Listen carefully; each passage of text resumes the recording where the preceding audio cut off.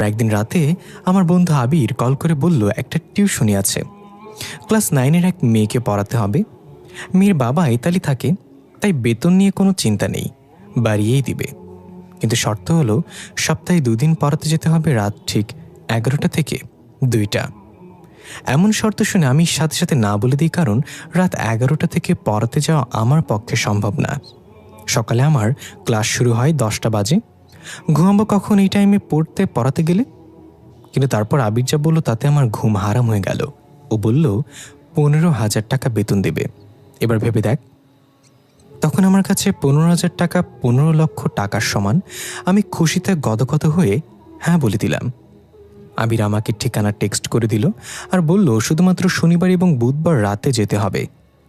আমার কাছে বিষয়টা কেমন জানি অদ্ভুত লাগলো, কিন্তু টাকার নেশায় কিছুই মাথায় নিলাম না। 2 দিন পর শনিবার আমি রওনা দিলাম আবিরের দেওয়ার ঠিকানা অনুযায়ী। শহর থেকে অনেকটা বাইরে হিন্দুপাড়া নামে একটা গ্রাম আছে, সেখানে বেশিরভাগ বাসিন্দাই হিন্দু ধর্মের অনুসারী। আমি সেখানে গিয়ে একজনকে ঠিকানা দেখিয়ে বললাম, ভাই এ বাড়িটা কোন দিকে বলতে পারেন? সে আমার দিকে কিভাবে যেন তাকিয়ে থাকলো কিছুক্ষণ, তারপর বলল, সামনে গিয়ে একটা পুরনো বিল্ডিং পাবেন, ওইটাই আপনার ঠিকানা। আমি সামনে হাঁটা শুরু করলাম। একবার পেছনে তাকিয়ে দেখলাম লোকটা এখনও সেই অদ্ভুত ভঙ্গিতে আমার দিকে তাকিয়ে আছে। কেমন যেন একটু লাগছে আমার ভেতরে, মনটা সায় দিচ্ছে না যেতে, কিন্তু 15,000 টাকার কথা মনে পড়তেই আবার মন বদলে যায়। না, গিয়ে দেখি। একটা পুরনো বিল্ডিংয়ের সামনে এসে দাঁড়ালাম। হ্যাঁ, এইটাই সেই ঠিকানা। 11টা বাজতে আর 1 মিনিট বাকি। আমি গিয়ে দরজায় নক করার সাথে সাথেই দরজা খুলে গেল। মনে হচ্ছে কেউ যেন আমার জন্য দরজার কাছেই দাঁড়িয়েছিল। দরজা ধাক্কা দিতেই খুলে গেল ক্যাত শব্দ করে, কিন্তু সেখানে কেউ ছিল না। তাহলে দরজা খুলল কে? আমি কখনো ভূত প্রেত এসবে ভয় পেতাম না, অনেক দেখেছি জীবনে সব। একটা কথা বুঝে গিয়েছিলাম, সেটা হলো তাদেরকে ভয় পেলেই তারা মাথায় চড়ে বসে। তাই নিজেকে খুব শান্ত রেখে বাসায় প্রবেশ করলাম। বাসার ভেতরটা কেমন যেন অন্যরকম দেখতে। প্রতিটা দেয়ালে আরবিতে কিছু লেখালেখি করা, অদ্ভুত অদ্ভুত ছোট পোকামাকড়ের চিত্র আঁকা। সবচেয়ে বড় কথা, বাসার ভেতরটা একদম নিস্তব্ধতায় ঘেরা। কোনো একটা ছোট শব্দ কানে আসছে না। একজন মধ্যবয়স্ক মহিলা একটা রুম থেকে হাসি মুখেই বেরিয়ে এলেন। আমাকে বলল, তুমি নিশ্চয়ই গালিব, আবির তোমাকে পাঠিয়েছে। আমিও একগাল হেসে দিয়ে বললাম, জি আন্টি। তারপর আন্টি একটা রুম দেখিয়ে দিয়ে বলল, ওই রুমে যাও, রিশফা ওখানে আছে। দেখো বাবা, ভালো মতো পড়াতে হবে, ও অনেক ফাঁকিবাজ। ও, তার মানে আমার ছাত্রীর নাম রিশফা? আমি বললাম, সেটা নিয়ে আপনি চিন্তা করবেন না আন্টি, আমি রিশফাকে ব্রিলিয়ান্ট স্টুডেন্ট বানিয়ে দেব। এই বলে রুমে গেলাম। দেখলাম রিশফা এক মনে খাতায় কি যেন অঙ্কন করছে। আমি গিয়ে হালকা কাশি দিতেই সে উঠে সালাম দিল। আমি সালামের উত্তর দিয়ে বসলাম। খাতার দিকে লক্ষ্য করে দেখলাম সে অদ্ভুত একটা প্রাণীর ছবি আঁকছিল। এমন প্রাণী বাস্তবে নেই, শুধু কল্পনাতে আঁকা সম্ভব। তারপর আমি তাকে উদ্দেশ্য করে বললাম, আজ থেকে আমি তোমাকে পড়াবো, মন দিয়ে পড়াশোনা করতে হবে। সে কথা ঘুরে বলল, স্যার আপনার প্রিয় খাবার কি? আমি একটু অবাক হলাম, তবু নিজেকে সামলে নিয়ে বললাম, আমার প্রিয় খাবার বিরিয়ানি। আমি জিজ্ঞাসা না করলেও সে অদ্ভুত একটা হাসিতে বলল, বিরিয়ানি কোনো খাবার হলো? আমার তো প্রিয় তাজা রক্ত আর মানুষের মস্তক। একটু ঘাবড়ে গিয়ে বললাম, এসব কী ধরনের আর কি? আমি তোমার স্যার, পড়াশোনা বাদে কোনো ফালতু কথা হবে না আজ থেকে। সে একটু মন খারাপ করেই পড়ায় মনোযোগ দিল। বারবার আমার মনে হচ্ছিল কেউ যেন উকি দিয়ে আবার চলে যাচ্ছে। হতে পারে আন্টি তার মেয়েকে ঠিকঠাক মতো পড়াচ্ছে কিনা সেটা দেখছে হয়তো। আমার চোখ খুব জ্বলতে লাগলো হঠাৎ করে, মনে হচ্ছে যেন চোখে কেউ মরিচ ডলে দিয়েছে। আমি রিশফাকে পড়া দেখিয়ে বললাম, ওয়াশরুমটা কোন দিকে তোমাদের? সে হাতের ইশারায় দেখিয়ে দিল। আমি তাড়াতাড়ি ওয়াশরুমে গিয়ে চোখে পানি দিলাম। তারপর আয়নায় তাকিয়ে দেখলাম চোখ লাল হয়ে আছে। ভালোভাবে চোখ মুখে পানি দিলাম, এখন একটু ভালো লাগছে।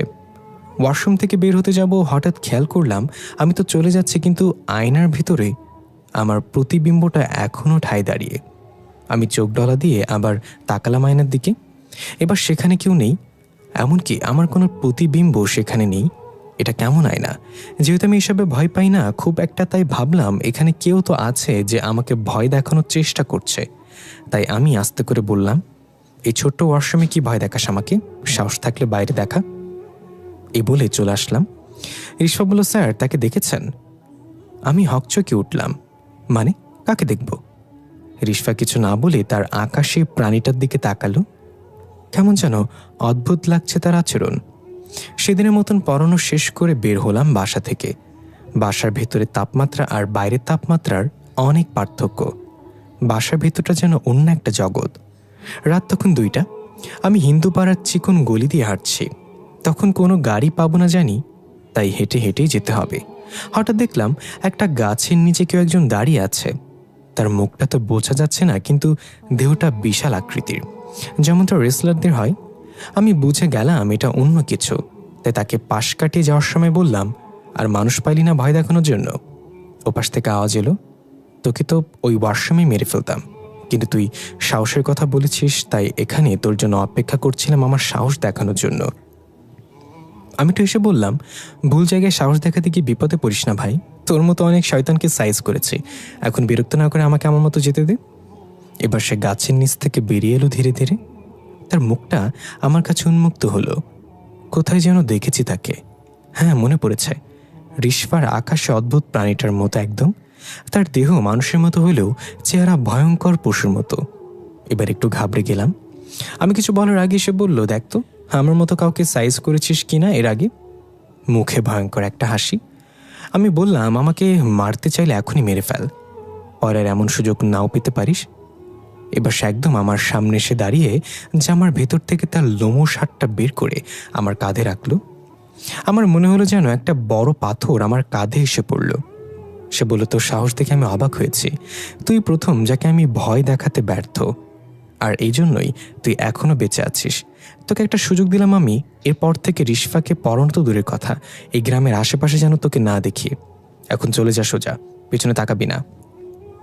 এখান থেকে রিশফাদের বিল্ডিংটা স্পষ্ট দেখা যায়।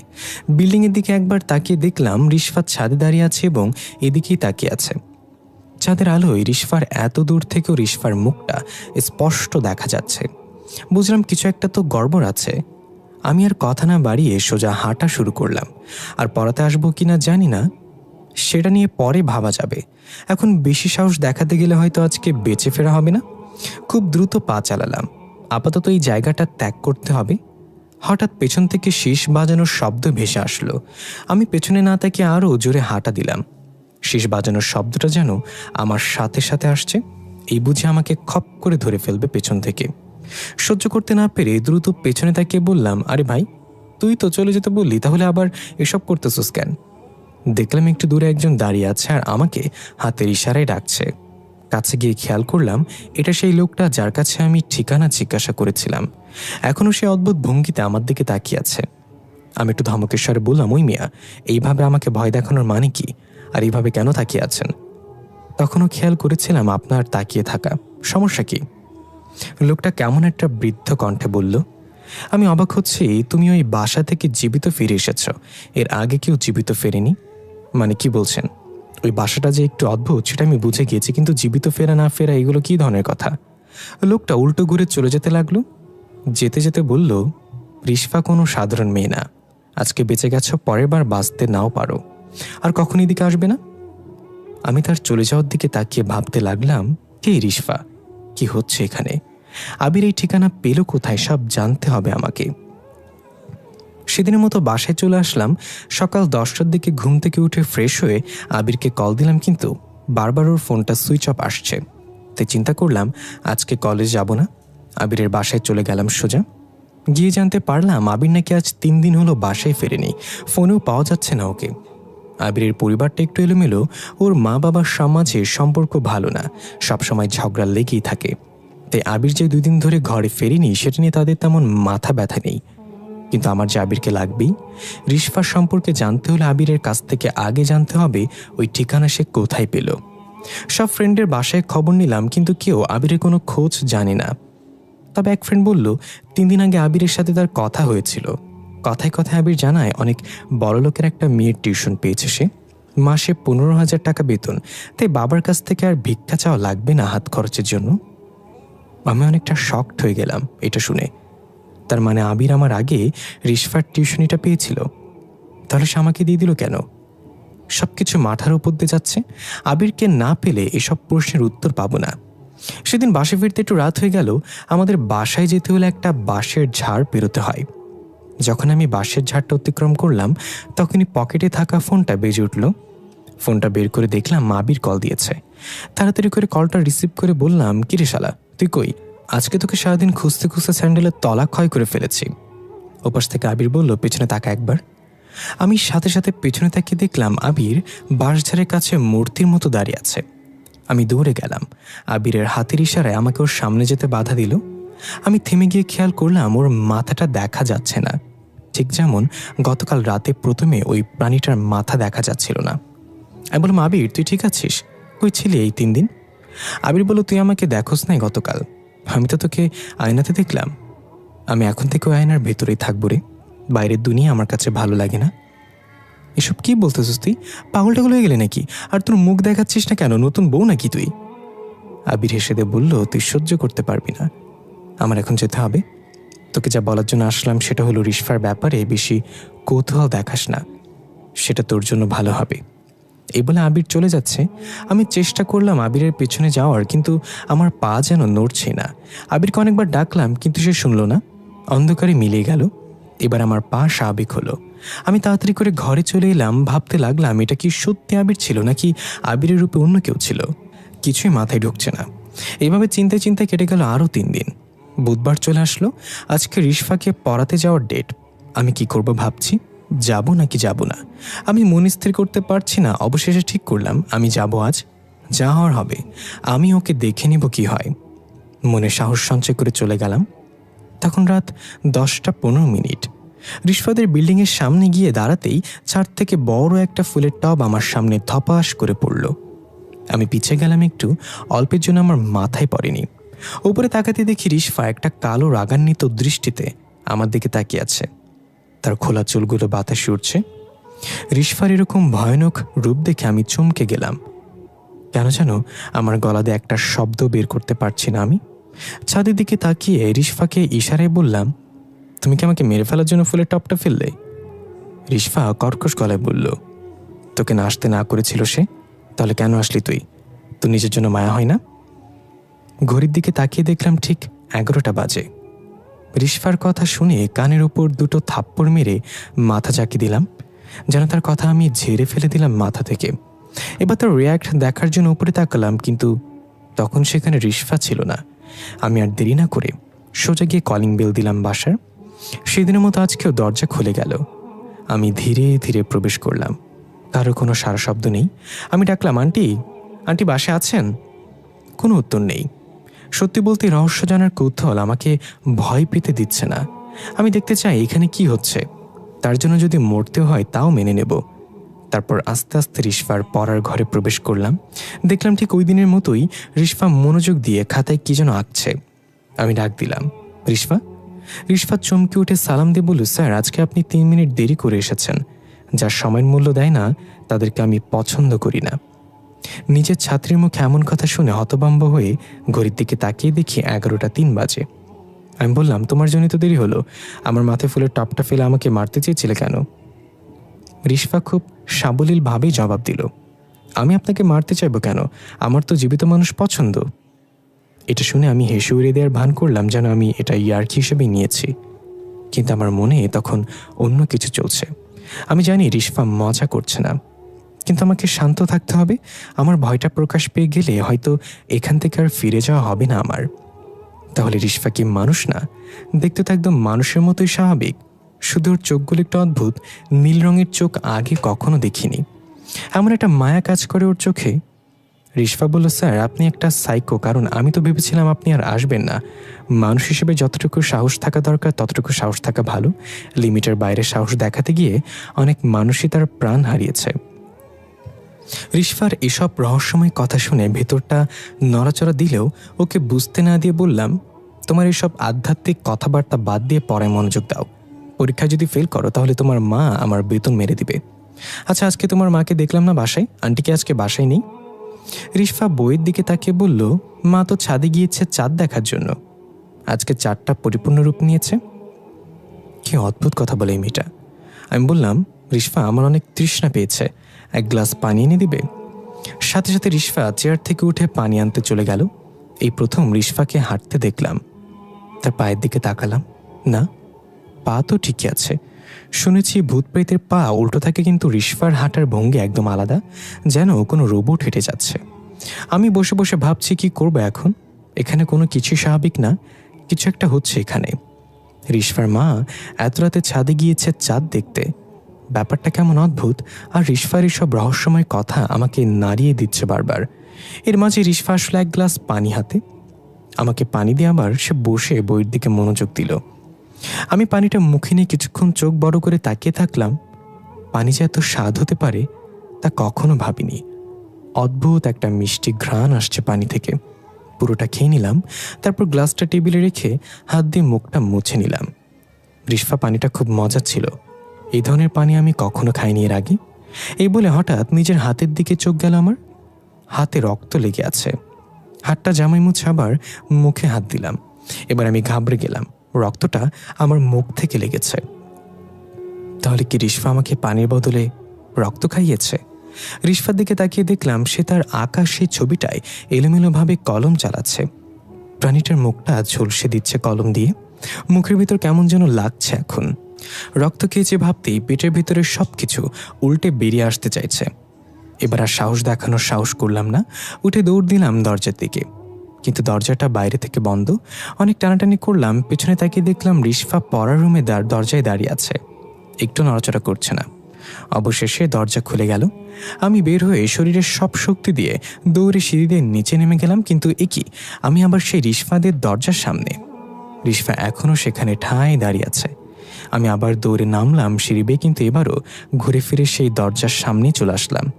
আমি বুঝে গেলাম এখান থেকে বের হতে দিবে না আজ আমাকে। তা আমি এবার দৌড় দিলাম ছাদের দিকে। মানুষ যতই সাহসী হোক, মৃত্যু চোখের সামনে দেখলে ভয় তাকে পেতেই হবে। ছাদে গিয়ে এদিক ওদিক তাকাতে লাগলাম নিচে নামার মতো কিছু আছে কিনা। হঠাৎ আমার চোখ পড়ল কালো জুব্বা পরা কেউ সেখানে দাঁড়িয়ে আছে, যেখানে রিশফাকে দাঁড়িয়ে থাকতে দেখেছিলাম। কালো জুব্বা বলতে যারা জাদুবিদ্যা চর্চা করে তাদের অন্যরকম এক ধরনের কালো পোশাক থাকে। তখনই আমার মনে পড়ল রিশফা বলেছিল তার মা চাঁদে দেখার জন্য এসেছে। তাহলে এটাই কি রিশফার মা? আমি কাঁপা কাঁপা গলায় ডাক দিলাম, আন্টি। ডাক শুনে সে ধীরে ধীরে আমার দিকে মুখ ঘোরালো। রিশফার মায়ের অন্য এক রূপ। সারা মুখে রক্ত লেগে আছে, গলায় বিভিন্ন মালা ঝুলানো, আর হাতে কঙ্কালের খুলি। রক্তমাখা মুখে উদ্ভট একটা হাসি দিল আমার দিকে তাকিয়ে। আমি জানি যত যাই হোক আমি এই মুহূর্তে জ্ঞান হারাবো না, তাই ইচ্ছে করেই পড়ে গেলাম জ্ঞান হারানোর ভান করে। চোখ বন্ধ করে শুয়ে রইলাম। প্রায় 5 মিনিট হয়ে গেল, কোনো সারা শব্দ নেই। একবার ভাবলাম চোখ খুলে দেখব, আবার ভাবলাম এভাবেই থাকি আর কিছুক্ষণ। হঠাৎ ফিসফিস করে কথা বলার আওয়াজ শুনতে পেলাম। নিশ্চয়ই রিশফা তার মা কথা বলছে। একটু স্পষ্ট করে শোনার জন্য খরগোশের মতো কান খাড়া করে দিলাম। রিশফার মা বলছে, তোকে না বলেছিলাম পরবর্তী অমাবস্যা পর্যন্ত এই ছেলেকে বুঝতে দেয়া যাবে না কিছু? তাহলে এত তাড়াহুড়া করার কারণ কি? রিশফা বলল, আমি কি করব? ও সাহসের পরীক্ষা নিতে গিয়েই তো এত কিছু হয়ে গেল। অন্য সবার চেয়ে ওর সাহস অনেক বেশি। এত সহজ হবে না ওকে আমাবস্যা পর্যন্ত ধরে রাখা।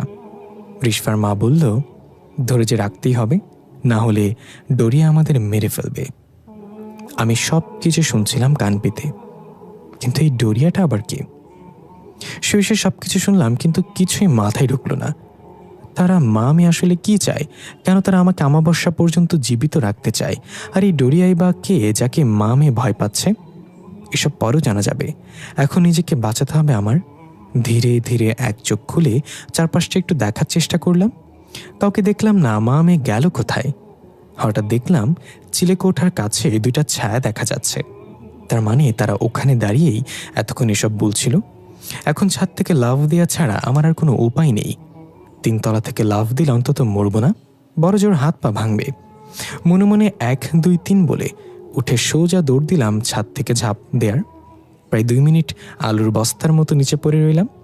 আমার সবকিছু যেন ঝাপসা হয়ে আসছে, মাথাটা ভনভন করে ঘুরছে। একটু স্বাভাবিক হওয়ার পর বুঝতে পারলাম হাত নাড়াতে পারছি না, হয়তো ভেঙে গিয়েছে। কিন্তু এখন আমাকে এই জায়গা থেকে যেতে হবে। অনেক কষ্টে উঠে খুঁড়িয়ে খুঁড়িয়ে দৌড় দিলাম। হঠাৎ একটা দমকা হাওয়া এসে আমাকে দূরে ছিটকে ফেলে দিল। আমার চোখ গেল ছাদের দিকে। রিশফা হাওয়ায় ভেসে আসছে মাথার উপর দিক দিয়ে। চোখের পলকে রিশফা একদম আমার কাছে চলে আসলো। সুচালো দাঁতগুলো বের করে বলল, শুধু শুধু নিজেকে ক্লান্ত করছেন কেন স্যার? আপনি এই গোলকধাতা থেকে বের হতে পারবেন না।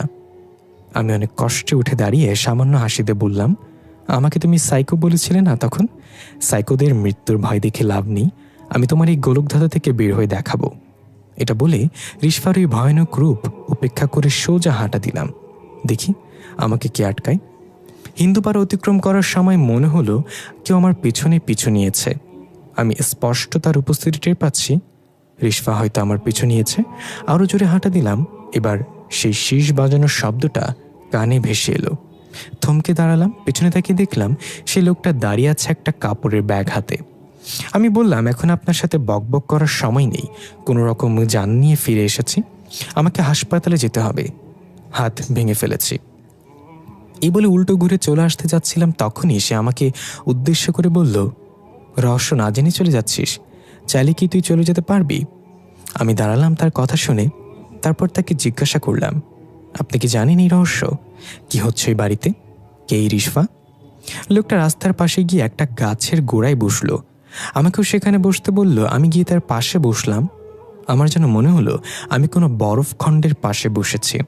তার শরীর থেকে প্রচুর ঠান্ডা হাওয়া বের হচ্ছে। হঠাৎ সে তার ঠান্ডা হাত দিয়ে আমার ভাঙা হাতটা ধরে মুচড়ে দিল। আমি চিৎকার করে উঠলাম, কিন্তু অনুভব করলাম এখন হাতে কোনো ব্যথা নেই। নাড়িয়ে চাড়িয়ে ভালোভাবে দেখলাম আমার হাত একদম ভালো। আমি বললাম, এটা কিভাবে করলেন? আপনি আসলে কে? সে আমার কথা এড়িয়ে গিয়ে বলতে শুরু করলো, রিশফা ছিল খুব সাধারণ একটা মেয়ে, খুব চঞ্চল প্রকৃতির, হাসি খুশি থাকতো সবসময়। প্রতিদিন এদিক দিয়ে স্কুলে যেত এবং স্কুল থেকে সোজা বাসায় চলে আসতো। কোনো রকম বাজে আড্ডায় নিজেকে জড়াতো না। কিন্তু হঠাৎ করেই একদিন রিশফা নিখোঁজ হয়ে যায়। সবাই তাকে পাগলের মতো খুঁজল, কোথাও রিশফাকে খুঁজে পাওয়া গেল না।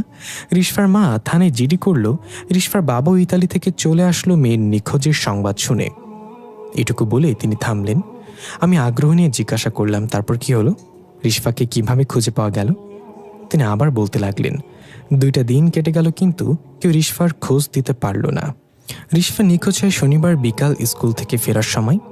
অবশেষে বুধবার রাত 11টা বাজে রিশফাকে খুঁজে পাওয়া গেল তাদের বিল্ডিংয়েরই পিছনে। কোথায় ছিল রিশফা এই কয়দিনে? তারপর কি তাকে জিজ্ঞাসা করা হয়নি? লোকটা একটা অদ্ভুত হাসি দিয়ে বলল, মৃত মানুষকে জিজ্ঞাসা করে কি উত্তর পাওয়া যাবে? আমি অনেকটা অবাক হয়ে জিজ্ঞাসা করলাম, মৃত মানুষ মানে? সেদিনকে রিশফার লাশ পাওয়া গিয়েছিল? হ্যাঁ, হাত পা মুখ বাঁধা অবস্থায় বিল্ডিংয়ের পেছনে নালার মাঝে রিশফার লাশ ভেসে উঠেছিল। পুলিশ এসে লাশ নিয়ে গেল পোস্টমর্টেম করার জন্য। রিশফার বাবা আদরের মেয়েকে হারিয়ে পাগলের মতো হাওমা করে কাঁদছিল। রিশফার বাবার কান্না দেখে সেদিন কেউ তার চোখের পানি আটকে রাখতে পারেনি। এত সুন্দর একটা ফুটফুটে মেয়ের এমন রহস্যময় মৃত্যু কেউ মেনে নিতে পারছিল না। কিন্তু রিশফার মা একটুও কাঁদেনি সেদিন। সবাই ভেবেছিল মেয়ের শোকে পাথর হয়ে গিয়েছে। রিশফাকে এনে দাফন কাফন করা হলো। প্রায় অনেকদিন তদন্ত চলল, কিন্তু পুলিশ রিশফার মারা যাওয়ার কোনো ক্লু খুঁজে পেল না। এদিকে একদিন হঠাৎ মেয়ের চিন্তায় রিশফার বাবা স্ট্রোকে মারা গেলেন। রিশফাদের পরিবারটা একদম এলোমেলো হয়ে গেল। স্বামী ও মেয়ে হারানোয় রিশফার মা দিন দিন কেমন যেন হয়ে গেল। হঠাৎ রিশফার মাও একদিন উধাও হয়ে গেল গ্রাম থেকে। প্রতিবেশীরা অনেক খুঁজেও তাকে আর পায়নি। তারপর কেটে গেল 4 মাস। হঠাৎ একদিন রিশফার মা গ্রামে ফিরে এলো। সবাই তাকে দেখে অনেক খুশি হলো। জিজ্ঞাসা করলো এতদিন কোথায় ছিল, কি করছিল? রিশফার মা কারোর কথার কোনো জবাব দিল না। সেই যে সে বাসায় প্রবেশ করেছে সেদিন থেকে আর কোনোদিন সে বাসার বাইরে বের হয়নি। প্রতিবেশীরা মাঝে মাঝে তাকে শুধু রাত্রেবেলা ছাদে দেখতে পেত। রিশফার যদি মারা গিয়ে থাকে তাহলে সে কে যে এখন রিশফার মায়ের সাথে আছে? আর রিশফার মা এতদিন কোথায় হারিয়ে গিয়েছিল? এবার সে আমার কানে কাছে এসে ফিসফিস করে বলল, ব্ল্যাক ম্যাজিক। মানে রিশফার মা রিশফাকে ফিরিয়ে আনতেই এতদিন নিখোঁজ ছিল। সে এমন কারো কাছে গিয়েছিল যে তার মেয়েকে ফিরিয়ে দিতে পারবে। এর বিনিময়ে অবশ্য তাকে একটা ভয়ঙ্কর শর্ত দেওয়া হয়েছিল। রিশফার মা তার মেয়েকে ফিরিয়ে আনতে সবকিছু করার জন্য প্রস্তুত ছিল। শর্তটা ছিল প্রতি অমাবস্যা একজন যুবক বলি দিতে হবে তাকে উদ্দেশ্য করে। আমি বললাম, কাকে উদ্দেশ্য করে? রিশফার মা কার কাছে গিয়েছিল? লোকটা ভয়ঙ্কর একটা হাসি দিয়ে বলল, ডোরিয়া নামের এক ভয়ানক সত্তার কাছে গিয়েছিল সে। ডোরিয়া সাধারণ কেউ নয়, রক্তচোষা পিশাচদের সর্দার সে। এবং রিশফার মা তার সেই শর্তে রাজি হয়েছিল। ডোরিয়া রিশফাকে ফিরিয়ে এনেছে। সেই থেকে প্রতি অমাবস্যাতে একজন করে যুবক ডোরিয়াকে উৎসর্গ করতে হয়। এই অমাবস্যায় তুই উৎসর্গ হইবি, আর এই জন্য এত আয়োজন। তুই যত চেষ্টা করিস না কেন মরতে তোকে হবেই। আমি হতাশগ্রস্ত চেহারায় তাকে জিজ্ঞাসা করলাম, রিশফা কিভাবে মারা গিয়েছিল সেদিন, আর আমার কি কোনো পথ নেই এই থেকে বাঁচার? লোকটা আমার হাঁটুতে ভর দিয়ে উঠে দাঁড়িয়ে বলল, অনেক জেনে ফেলেছিস আজকে, বাকিটা না হয় মরার আগেই জানবি। আপনি এত কিছু জানেন কিভাবে? আপনি কে? লোকটা আমার মুখের কাছে এসে ঠান্ডা নিঃশ্বাস ছাড়তে ছাড়তে বলল, আমি ডোরিয়া। আমি যেন হতভম্ব হয়ে গেলাম। চোখ বড় করে শুধু তার মুখের দিকে তাকিয়ে আছি। এরপর অদ্ভুত একটা হাসি দিয়ে আমার চোখের সামনে যে কালো ধোঁয়ার মতো বাতাসে মিশে গেল সে। এখানে সবকিছু যেন আমার বিরুদ্ধে চলছে। আমি মনে মনে ঠিক করেই নিলাম এই থেকে বাঁচার কোনো রাস্তা নেই, কিন্তু এত সহজে হার মানব না আমি, সবাইকে দেখে নিব। হাতে ভর দিয়ে উঠতে যাব এমন সময় হাতটা কাদা মাটির মতো কিছুটা দেবে গেল। হাত বের করে আনলাম। এগুলো কি লেগে আছে আমার হাতে? এতক্ষণে খেয়াল করলাম আমি গাছের গোড়া মনে করে তার সাথে যেখানে বসেছিলাম সেটা আসলে মানুষের মৃতদেহ। আমি তাড়াহুড়া করে সেখান থেকে উঠে গেলাম। খেয়াল করে দেখলাম মৃতদেহটার শরীরে মাথা নেই। অনেকদিন আগে মারা যাওয়ার কারণে পচে গিয়েছে দেহটা, এই জন্যই আমার হাত দেবে গিয়েছিল। খুব খারাপ একটা গন্ধ নাকে ভেসে এলো। মনে হলো যেন আমার ভিতরের সব কিছু উল্টে চলে আসবে বমির সাথে। নাক চেপে সেখান থেকে দৌড় দিলাম। যেভাবেই হোক আমাকে পালাতে হবে। হঠাৎ পেছন থেকে কেউ আমার জামা টেনে ধরে আবার সে পচা লাশের কাছে নিয়ে ফেলল। কোকড়াতে কোকড়াতে আবার উঠে দাঁড়িয়ে বললাম, আমাকে কি এখনই মেরে ফেলবি নাকি? আমার বর্ষা পর্যন্ত অপেক্ষা কর। হঠাৎ আমার নাম ধরে কেউ ডাক দিল, গালিব, তুই চাইলে বাঁচতে পারবি, আমি তোকে ওদের হাত থেকে বাঁচার উপায় বলে দিব। এটা তো আবিরের কণ্ঠ। আবির, কোথায় তুই? সামনে আয় শালা, তুই আমাকে কোথায় এনে ফাঁসিয়ে দিলি রে?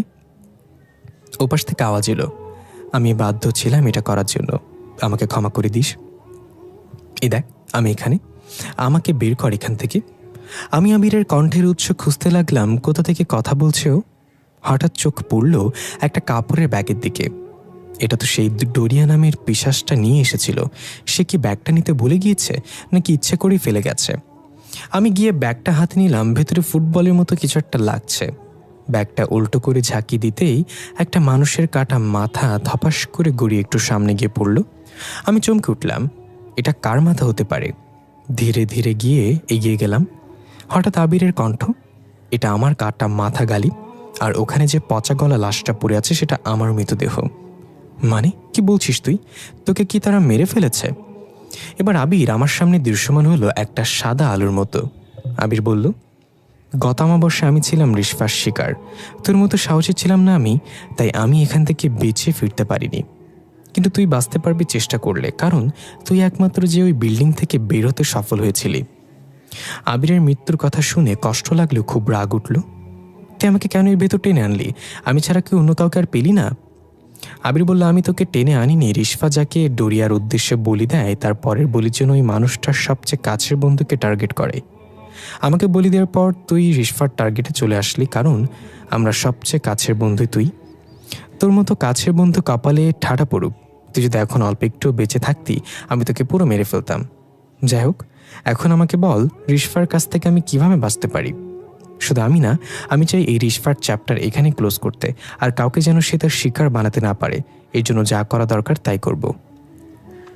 আবির বলল, রিশফাকে হারাতে হলে তোকে একটা কাজ করতে হবে, কিন্তু এই কাজটা সেদিনই করতে হবে যেদিন রিশফা তোকে বলি দেওয়ার জন্য ডোরিয়ার সামনে হাজির করবে, মানে সেই অমাবস্যা রাতে। আমি প্রশ্নসূচক দৃষ্টিতে তাকালাম আবিরের দিকে। কাজটা হলো সেই ওয়াশরুমের আয়না। ওই আয়নার মাঝে রিশফার আত্মা বন্দী হয়ে আছে। তুই যদি ওই আয়নাটা ভেঙে ফেলতে পারিস এবং ভাঙা যে কোনো একটা টুকরো দিয়ে রিশফার শরীরে আঘাত করতে পারিস, তাহলেই রিশফার আত্মা মুক্ত হয়ে যাবে এবং মানুষ মরার পর যেখানে যায় সেখানে চলে যাবে এই পৃথিবী ছেড়ে। সাথে এই পর্যন্ত যাদেরকে মেরেছে তাদের আত্মা মুক্তি পাবে, আমি সহ। এটা কি সম্ভব? আয়না ভেঙে রিশফার শরীরে আঘাত করতে হবে? এটা কি করে হবে? আমি তো এখনো বেঁচে আছি, তুই তো মরে ভূত হয়ে গিয়েছিস। তুই এটা করে রিশফাকে মুক্ত করছিস না কেন? আবির বলল, আমি পারবো না এটা করতে। এটা শুধু জীবিত মানুষই করতে পারবে, আর মৃত্যুর পর অনেক কাজ চাইলেও করা যায় না। আর আমার বিশ্বাস তুই এটা করতে পারবি, কারণ তোকে এখনো তারা ভয় দেখাতে পারেনি। হ্যাঁ, না পারলে আর কি, মরে ভূতে আবার অন্য কারোর মারার জন্য অপেক্ষা করব। তবে আমি তোর কাছে একটা কথা জানতে চাই, রিশফা কিভাবে মারা গিয়েছিল তুই কি জানিস? প্রতিদিনের মতো সেদিনও রিশফা স্কুল থেকে ফিরছিল। হঠাৎ সে দেখতে পেল তার ক্লাসের 3-4 জন ছেলে পুরনো মন্দিরের পেছনের দিকে যাচ্ছে। রিশফা কৌতূহলবশত চুপি চুপি তাদের অনুসরণ করল। মন্দিরের পেছনের দিকে গিয়ে ছেলেগুলো একটা নির্জন জায়গায় বসল। তারপর একটা ব্যাগ থেকে ইঞ্জেকশন বের করে তার ভিতর কিছু ভরে নিজেদের শরীরে পুশ করছে। এটা দেখে রিশফা বুঝতে পারল ছেলেগুলো ড্রাগ নিচ্ছে। রিশফা সাহস করে তাদের সামনে গেল। রিশফাকে দেখে সবাই চমকে গিয়ে তাড়াতাড়ি সব লুকিয়ে ফেলার চেষ্টা করল। রিশফা বলে, লুকিয়ে লাভ নেই, আমি যা দেখার দেখে ফেলেছি। তোদের লজ্জা করে না এই বয়সে এসব করছিস? আমি কালকে স্কুলে গিয়ে স্যারের কাছে বিচার দেব তোদের নামে। ছেলেগুলো কয়েকবার অনুরোধ করলো রিশফাকে যেন স্যারকে না বলে, কিন্তু রিশফা বলল, আমি বলবই। এই বলে চলে আসছিল এমন সময় তারা রিশফাকে মুখ চেপে ধরে হাত পা বেঁধে ফেলে। রিশফা চিৎকার করতে পারছে না, কারণ একজন তার মুখটাকে শক্ত করে চেপে ধরে রেখেছিল। তারপর রিশফার মুখ হাত বেঁধে পা ফেলল। মুখের ভেতর লতাপাতা ঢুকিয়ে রিশফার স্কার্ফ দিয়েও মুখটা বেঁধে ফেলল। এবার রিশফার দম বন্ধ হয়ে আসতে লাগলো ধীরে ধীরে। তারা রিশফাকে তুলে জঙ্গলের দিকে গিয়ে রিশফাদের বাড়ির পেছনে নিয়ে এসে নালার ভেতরে ফেলে দিল। রিশফা হাজার চেষ্টা করেও সেদিন বাঁচতে পারেনি। তাহলে এই ছিল রিশফার মৃত্যুর রহস্য। যারা ওকে মেরে ফেললো তাদেরকে না মেরে আমাদের মতো সহজ সরল মানুষকে মারছে কেন সে? আবির বলল, তোর কি মনে হয় তারা এখনও বেঁচে আছে? তাদের শরীর টুকরো টুকরো করে রিশফা খেয়ে নিয়েছে। লাশের খোঁজও পায়নি তাদের বাবা মারা। আচ্ছা, সবই বুঝলাম, কিন্তু একটা বিষয় আমার মাথায় ঢুকছে না এখনো। তুই আমার কাছে আসলি এবং আমাকে রিশফার থেকে বাঁচার উপায় বলে দিলি। রিশফার কবলে থেকেও এটা কিভাবে করলি? রিশফা যদি জানে তাহলে কি হবে? আবির হাসি দিয়ে বলল, এটা নিয়ে তোর চিন্তা করার দরকার নেই, কারণ রিশফাই আমাকে তোর কাছে পাঠিয়েছে যাতে তুই বাঁচতে পারিস। হ্যাঁ, এটার মানে কি? যে রিশফা আমাকে মারার জন্য এত কিছু করছে সে আবার আমাকে বাঁচাতে চায়? তুই কি ইয়ার্কি করতেছিস আমার সাথে? আবির বলল, আমি ইয়ার্কি করছি না, এখান থেকে পালানোর চিন্তা মাথা থেকে ঝেড়ে ফেল। তুই এখন রিশফাদের বাসায় যাবি, বাকিটা না হয় রিশফার মুখ থেকেই শুনবি। রিশফা তোর জন্য অপেক্ষা করছে। এই বলে আবির ধীরে ধীরে অদৃশ্য হয়ে গেল। আমি ডাকতে লাগলাম, আবির শোন আমার কথা, রিশফা আমাকে কেন বাঁচাতে চায়? উত্তর দিয়ে যা। শালা, অন্তত তোর কাটা মাথা তো নিয়ে যা, এটা এখানে পড়ে থাকবে নাকি? কিন্তু আবির চলে গেল। তাকে দেখলাম না সেখানে কোনো মাথা আছে আর না কোনো পচার মৃতদেহ। আমি গভীর চিন্তায় পড়ে গেলাম, কি করবো এখন? আবিরের কথা মতো রিশফাদের বাসায় ফিরে যাব নাকি এখান থেকে পালিয়ে যাওয়ার চেষ্টা করব? মাথাটা আমার এলোমেলো হয়ে যাচ্ছে। অবশেষে ঠিক করলাম, এতদূর যেহেতু এসে গেছি তাহলে এটার শেষ দেখেই যাই। আমি রিশফাদের বাসায় ফিরে যাওয়ার জন্য মন স্থির করলাম। বিল্ডিংয়ের সামনে দাঁড়িয়ে আছি, ভিতরে যেতে মনটা সায় দিচ্ছে না। বারবার মনে হচ্ছে এটা হয়তো রিশফার কোনো ফাঁদ হতে পারে আমাকে বাসায় নেয়ার। আবার মনে হচ্ছে রিশফাকে একবার বিশ্বাস করেই দেখি। ভাবতে ভাবতে বাসায় ঢুকে পড়লাম। রিশফা কোনো জীবিত মানুষ না, এটা ভাবতেই মনের ভেতর মোচড় দিয়ে উঠল। এসে যেহেতু পড়েছি এখন আর ভয় পেয়ে লাভ কি? আগের চেয়ে অন্যরকম লাগছে বাসাটা। সিঁড়িতে উপরে ওঠার সময় হঠাৎ চিৎকার চেঁচামেচির শব্দ ভেসে আসলো। কেউ খুব কাকুতি মিনতি করে বলছে, ছেড়ে দাও আমাকে, আমার অনেক কষ্ট হচ্ছে, ছেড়ে দাও। আমি নিজের মনকে সান্ত্বনা দিলাম, এই সব তো স্বাভাবিক। আমি এখানে দাওয়াত খেতে আসিনি যে আমাকে ফুলের মালা দিয়ে বরণ করবে। মৃত মানুষের বাসায় এসেছি, নিজেকে যতটা পারি শান্ত রাখার চেষ্টা করছি। সোজা গিয়ে দরজায় কলিং বেল দিলাম। আজকে আর দরজা আপনা আপনি খুলছে না। কয়েকবার টোকা দিলাম কিন্তু কারোর কোনো সারা শব্দ নেই। একটু বিরক্ত হলাম। আবির বলল, রিশফা আমার জন্য অপেক্ষা করছে। তাহলে সে কোথায়? দরজা খুলছে না কেন? হঠাৎ উপর থেকে কারোর পায়ের শব্দ ভেসে আসলো। কেউ এদিক ওদিক ছোটাছুটি করছে, তার মানে ছাদে কেউ আছে। আমি আস্তে আস্তে ছাদের দিকে উঠতে লাগলাম। ছাদে গিয়ে চারিদিকে চোখ বুলিয়ে কাউকেই দেখতে পেলাম না। হঠাৎ আমার কানে কাছে কেউ ফিসফিস করে বলল, মরার জন্য চলে এসেছিস? আমি সাথে সাথে পেছনে তাকালাম, কেউ নেই সেখানে। তাহলে কি রিশফা আমাকে ফাঁদে ফেললো? সামনে তাকাতে দেখলাম রিশফা খোলা চুলে নীল চোখ নিয়ে ঠিক আমার মুখের সামনে। আমি হঠাৎ এভাবে রিশফাকে দেখে চমকে পেছনে গিয়ে ধপাস করে পড়ে গেলাম। রিশফা তার সুচালো দাঁত বের করে ভয়ঙ্কর একটা হাসি দিল। আমি নিজেকে সামলে উঠে শরীর থেকে ময়লা ঝাড়তে ঝাড়তে বললাম, বাঁচার জন্য আসতে বলেছ নাকি মরার জন্য? এভাবে কেউ আপ্যায়ন করে নাকি? এবার রিশফা তার স্বাভাবিক অবস্থায় ফিরে আসলো। তারপর ছাদের এক কোণে গিয়ে বসলো। আমিও তার পাশে দূরত্ব বজায় রেখে বসলাম। কারোর মুখে কোনো কথা নেই। তারপর রিশফা বলল, স্যার জানেন, এভাবে থাকতে আমার অনেক কষ্ট হয়। আমি তো মরে গিয়েছিলাম, কিন্তু আমার মা আমাকে ফিরিয়ে এনেছে। আমার প্রতি অতি ভালোবাসা আমার মাকে এই অন্ধকার পথে নিয়ে গিয়েছে। আমি মুক্তি চাই সব থেকে। আমি চাই না আমার দ্বারা আর কারোর মৃত্যু হোক। আমি যতদিন মুক্তি না পাবো ততদিন একজন করে মরতে থাকবেই। আমার আর কোনো পথ নেই, তাই মরার পর মানুষের আত্মা যেখানে চলে যায় আমি সেখানে যেতে চাই। তাহলে এতগুলো মানুষকে কেন মারলে? আমার বন্ধু আবিরকেও মেরে ফেললে?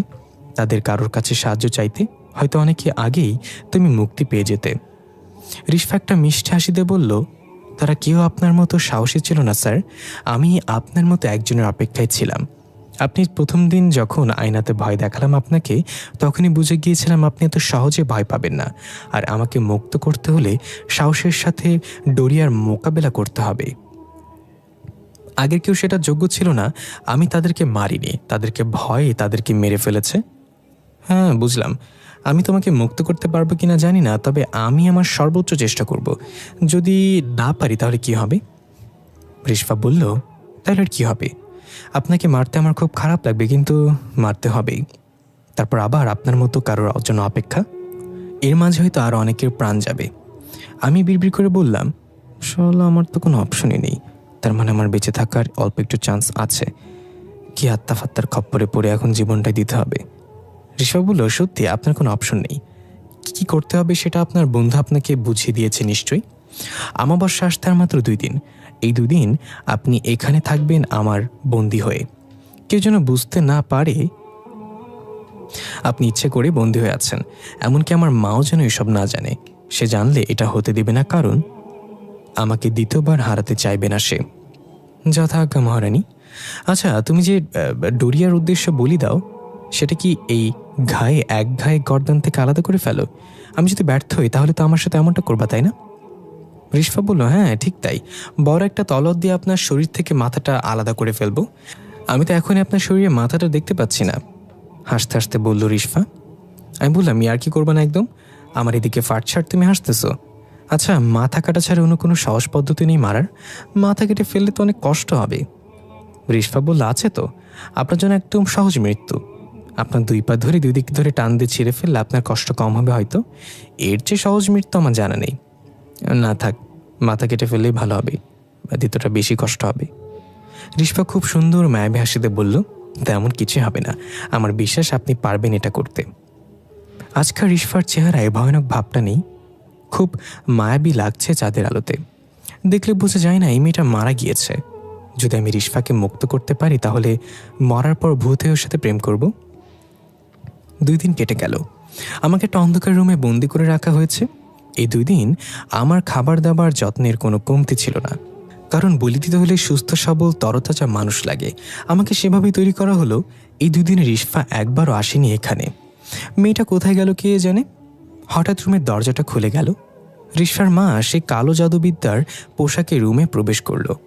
আমাকে বলল, চলো তোমার জন্য একটা সারপ্রাইজ আছে। আমি মনে মনে বললাম, আপনি যে কী সারপ্রাইজের জন্য নিয়ে যাচ্ছেন আমাকে, সেটা আমি ভালো করে জানি। কিন্তু সারপ্রাইজ পাওয়ার আগে আমাকে বাথরুমে গিয়ে আয়নাটা ভেঙে তার টুকরো সাথে নিয়ে নিতে হবে। রিশফা হয়তো সেখানে অপেক্ষা করছে। আমি পেটে হাত দিয়ে কুজো হয়ে বললাম, আন্টি আমার একটু যেতে হবে, খুব চাপ দিয়েছে। এই অবস্থায় সারপ্রাইজটা খুব একটা ভালো হবে না। আন্টি হাসিতে বলল, যাও যাও, তাড়াতাড়ি পেট পরিষ্কার করে এসো, আমি কিছুক্ষণ পর আসছি। আমি পেটে চাপ দিয়ে দৌড় দিলাম ওয়াশরুমের দিকে। এমন অভিনয় করলাম যেন আরেকটু হলেই আমার কাপড় খারাপ হয়ে যেত। নিজেকে নিয়ে খুব গর্ব করতে ইচ্ছে করছে। অভিনয়টা খুব ভালো পারি। ওয়াশরুমে ঢুকে দরজা বন্ধ করে আয়নার দিকে তাকাতেই বড় রকমের ধাক্কা খেলাম। সেখানে কোনো আয়না নেই। তবে আয়না গেল কোথায়? এখন আমি কি করব? আয়না ছাড়া রিশফাকে মুক্ত করব কিভাবে? মাথা চুলকাতে চুলকাতে ভাবতে লাগলাম, তাহলে কি ডোরি আমাদের প্ল্যান সম্পর্কে জেনে গিয়েছে? এই জন্যই আয়না সরিয়ে ফেলা হয়েছে। তার মানে রিশফা বিপদে আছে। এর মাঝেই দরজায় টোকা পড়ল। আমি দিশেহারা হয়ে দরজা খুলে দেখলাম আন্টি দাঁড়িয়ে আছে। আন্টি বলল, তোমার হাতে আর সময় নেই, চলো, এখন দেরি হয়ে যাচ্ছে। আমি বাধ্য ছেলের মতো আন্টিকে অনুসরণ করলাম। মনটা কেমন অস্থির অস্থির লাগছে। রিশফা এখন কোথায় আছে তাহলে? এই 2 দিন আসলো না কেন আমার সাথে দেখা করতে? এখন দিন নাকি রাত সেটা বুঝতে পারছি না। বাইরে অন্ধকার নাকি আলো সেটাও দেখতে পাচ্ছি না। আন্টিকে জিজ্ঞাসা করলাম, এখন কয়টা বাজে? আন্টি গম্ভীর গলায় বলল, আমাদের সবার জন্য এখন রাত 2টা, আর তোমার জন্য জীবনের 12টা বেজে গেছে এখন। আমি বুঝতে পারলাম আন্টিও জানে আমি আর রিশফা অন্য কোনো প্ল্যান করছিলাম। আমি চুপ করে রইলাম। আন্টি আমাকে নিয়ে ছাদের সেই চিলেকোঠায় প্রবেশ করলো। অদ্ভুত একটা লাল রঙের আলোতে পুরো রুমটা সজ্জিত। ফ্লোরের মাঝ বরাবর একটা সার্কেল অঙ্কন করা। সার্কেলটা পুরো মোমবাতি দিয়ে ঘেরা করা, আর একপাশে বড় রাজকীয় চেয়ার রাখা। আমি বুঝতে পারলাম এই চেয়ারেই ডোরিয়া বসবে এবং তার সামনে আমাকে বলি দেওয়া হবে। হঠাৎ বিকট একটা শব্দে পুরো রুমটা কেঁপে উঠল। মনে হলো যেন বিল্ডিংটা ধসে পড়ছে। আমি কানে হাত দিয়ে চোখ বন্ধ করে ঝুঁকে রইলাম। একটু পর স্বাভাবিক হলো সব। আমি চোখ খুলে দেখলাম সেই সজ্জিত রাজকীয় চেয়ারে একজন বিশাল আকৃতির দানব বসে আছে। আমি মনে মনে একটু ভয় পেলাম, কারণ এমন বিশাল আকৃতির মানুষ তো দূর কোনো জন্তু জানোয়ারও দেখিনি জীবনে। চোখ থেকে যেন আগুন বেরোচ্ছে। আন্টি তার সামনে হাঁটু গেড়ে বসে বিড়বিড় করে কি যেন পড়ে যাচ্ছে। এটা হয়তো ডোরিয়ার আসল রূপ। আমি এখনো বুঝতে পারছি না রিশফা কোথায়। তারই তো আমাকে বলি দেওয়ার কথা। হঠাৎ সে তার হাত উঠিয়ে 3বার চেয়ারে বাড়ি দিল। আন্টির সাথে সাথে উঠে গিয়ে রুমের এক কোণে থেকে একটা মোটা গাছের খাড়ি নিয়ে আসলো। গাছের খাড়িটা তার সামনে রেখে আমাকে ধরে নিয়ে বসিয়ে দিল সেখানে। ডোরিয়া ঝাঁঝালো কণ্ঠে বলল, তোর ভয় পাওয়ার কোনো কারণ নেই। তুই এমন একজনের কাছে নিজেকে উৎসর্গ করেছিস যে তোকে মুক্তি দিবে। তুই আর রিশফা মিলে যে ফোন দিয়ে এঁটেছিলি সেটা আমি জানতে পারবো না কিভাবে ভাবলি। আমি সব কিছু সম্পর্কে অবগত আছি, তাই আয়নাটা খুলে রিশফার মাকে লুকিয়ে রাখতে বলেছিলাম। তোদের মতো সাধারণ মানুষেরা আমাকে কখনো ধোকা দিতে পারবি না। আমি বললাম, আমি তোর উদ্দেশ্য নিজের ইচ্ছাতে উৎসর্গ হচ্ছি না, আর আমি তোর কাছে মুক্তিও চাই না। এখন যা হচ্ছে তা আমার ইচ্ছার বিরুদ্ধে হচ্ছে। ডোরিয়া বলল, এখানে শুধু আমার হুকুম চলে, তোর কোনো ইচ্ছার মূল্য নেই এখানে। এরপর চেয়ারের পেছন থেকে একটা ধারালো তরবারি বের করে রিশফার মায়ের দিকে এগিয়ে দিয়ে ডোরিয়া বলল, সময় হয়েছে, আমি রক্তের গন্ধ পাচ্ছি। রিশফার মা হাঁটু গেড়ে বসে তরবারিটা নিয়ে এসে আমার মাথাটা গাছের খাড়ির সাথে লাগিয়ে দিল। আমি চিৎকার করে উঠে বললাম, আমাকে যেহেতু মেরেই ফেলবি, তাহলে আমার একটা শেষ ইচ্ছে পূরণ কর। অপূর্ণ ইচ্ছে নিয়ে মরে গেলে আমার আত্মা শান্তি পাবে না। ডোরিয়া বলল, ঠিক আছে, বল তো শেষ ইচ্ছাটা কি? আমি তোর ইচ্ছা পূরণ করব। আমি মরার আগে একবার রিশফার মুখোমুখি হতে চাই, তার কাছে ক্ষমা চেয়ে নিতে চাই। আমি তাকে মুক্ত করতে পারলাম না, এটাই হচ্ছে আমার অপূর্ণ একটা ইচ্ছা। এটা পূরণ হলে আমি শান্তি পাবো। ডোরিয়া বলল, রিশফাকে লোহার শিকলে বন্দি করে রাখা হয়েছে। আমার অজান্ত এমন একটা কাজ করার সাহস পাই কি করে? তাই ওর সাথে দেখা করা সম্ভব না। অন্য কোন ইচ্ছা থাকলে বল। আমি ডোরিয়াকে ভরকে দেওয়ার জন্য বললাম, আমি তো ভেবেছিলাম তুই সব কিছু করতে পারোস, সামান্য একটা ইচ্ছা পূরণ করতে পারলি না। তোর কাছে আর অন্য ইচ্ছার কথা বলে লাভ নেই। নে আমার মাথাটা কেটে ফেল, দেরি করিস না।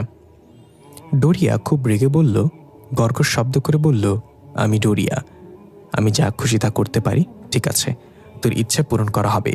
রিশফাকে এখানে নিয়ে আসছি। রিশফার মা বলল, না না ডোরিয়া, এটা করবেন না, ওর অন্য কোনো প্ল্যান থাকতে পারে।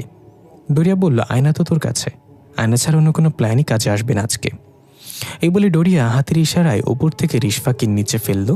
রিশফা পায়ে শিকল দিয়ে বাঁধা, চেহারাটা কেমন মলিন হয়ে গেছে, নীল রঙের চোখগুলো গর্তে চলে গেছে। আমি ধীরে ধীরে রিশফার কাছে গেলাম।